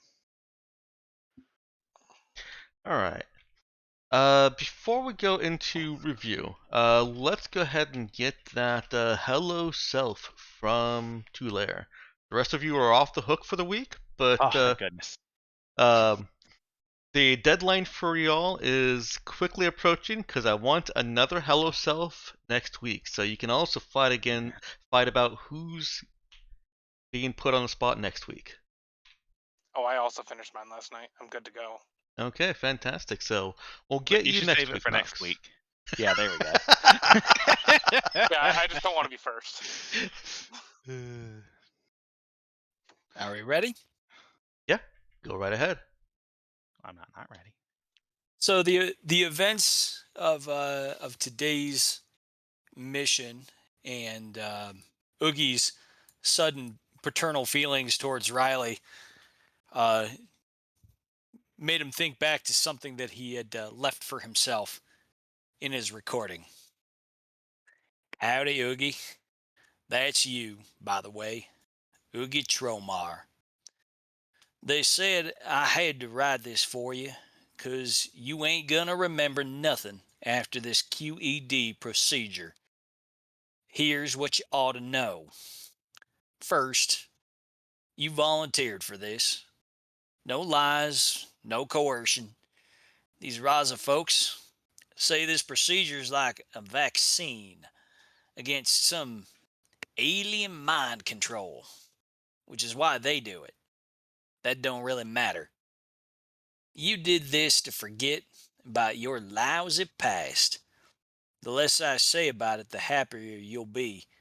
But there are just a couple of facts you need to know. You were a serf, a slave, really. The old man weren't so bad, but when he died and his son, Bagger, took over, it got to be time to leave real quick. So if you ever cross paths with that SOB, know that he's gonna have beef with you. You'll have work to do with Raza, but it's honest work, and you'll be freer with them than you've ever been on Camiego. If you get the chance, use some of that freedom to fix things around here. Give them bullies a bloody nose and do right.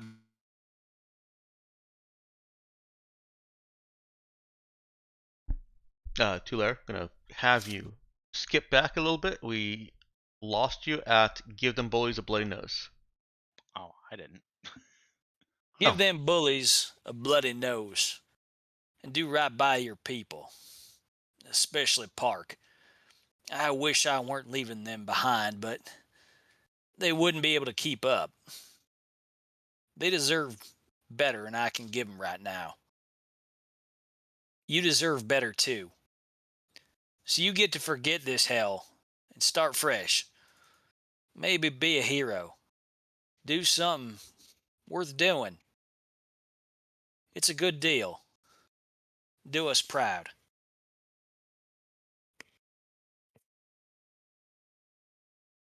Nice. That's it. Nice. like it. Yeah, not bad. That's strange. So Meowkin, you could still hear him when I couldn't? I could I as mean, well. it didn't sound like it was that long, but yeah, I didn't have him cut out. Huh. I can also hear perfectly. Well, that's a strange new problem with Discord.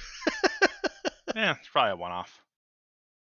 Probably Uh, never happen again. He's cut out a couple times this session, and now I'm wondering if it was only Oh. for me. It might have been. Yay! Uh oh. See if it shows up in your record. Oh, I guess that's recorded from your side too. Anyways, it's not Yeah, showing it the is. recording. Duh. I mean, I guess the cutting out would. Yeah. I mean, you'll just edit it down. So at least you have proof that it'll be cutting out. All right. I think that will be a great place to end this session. Thank you all.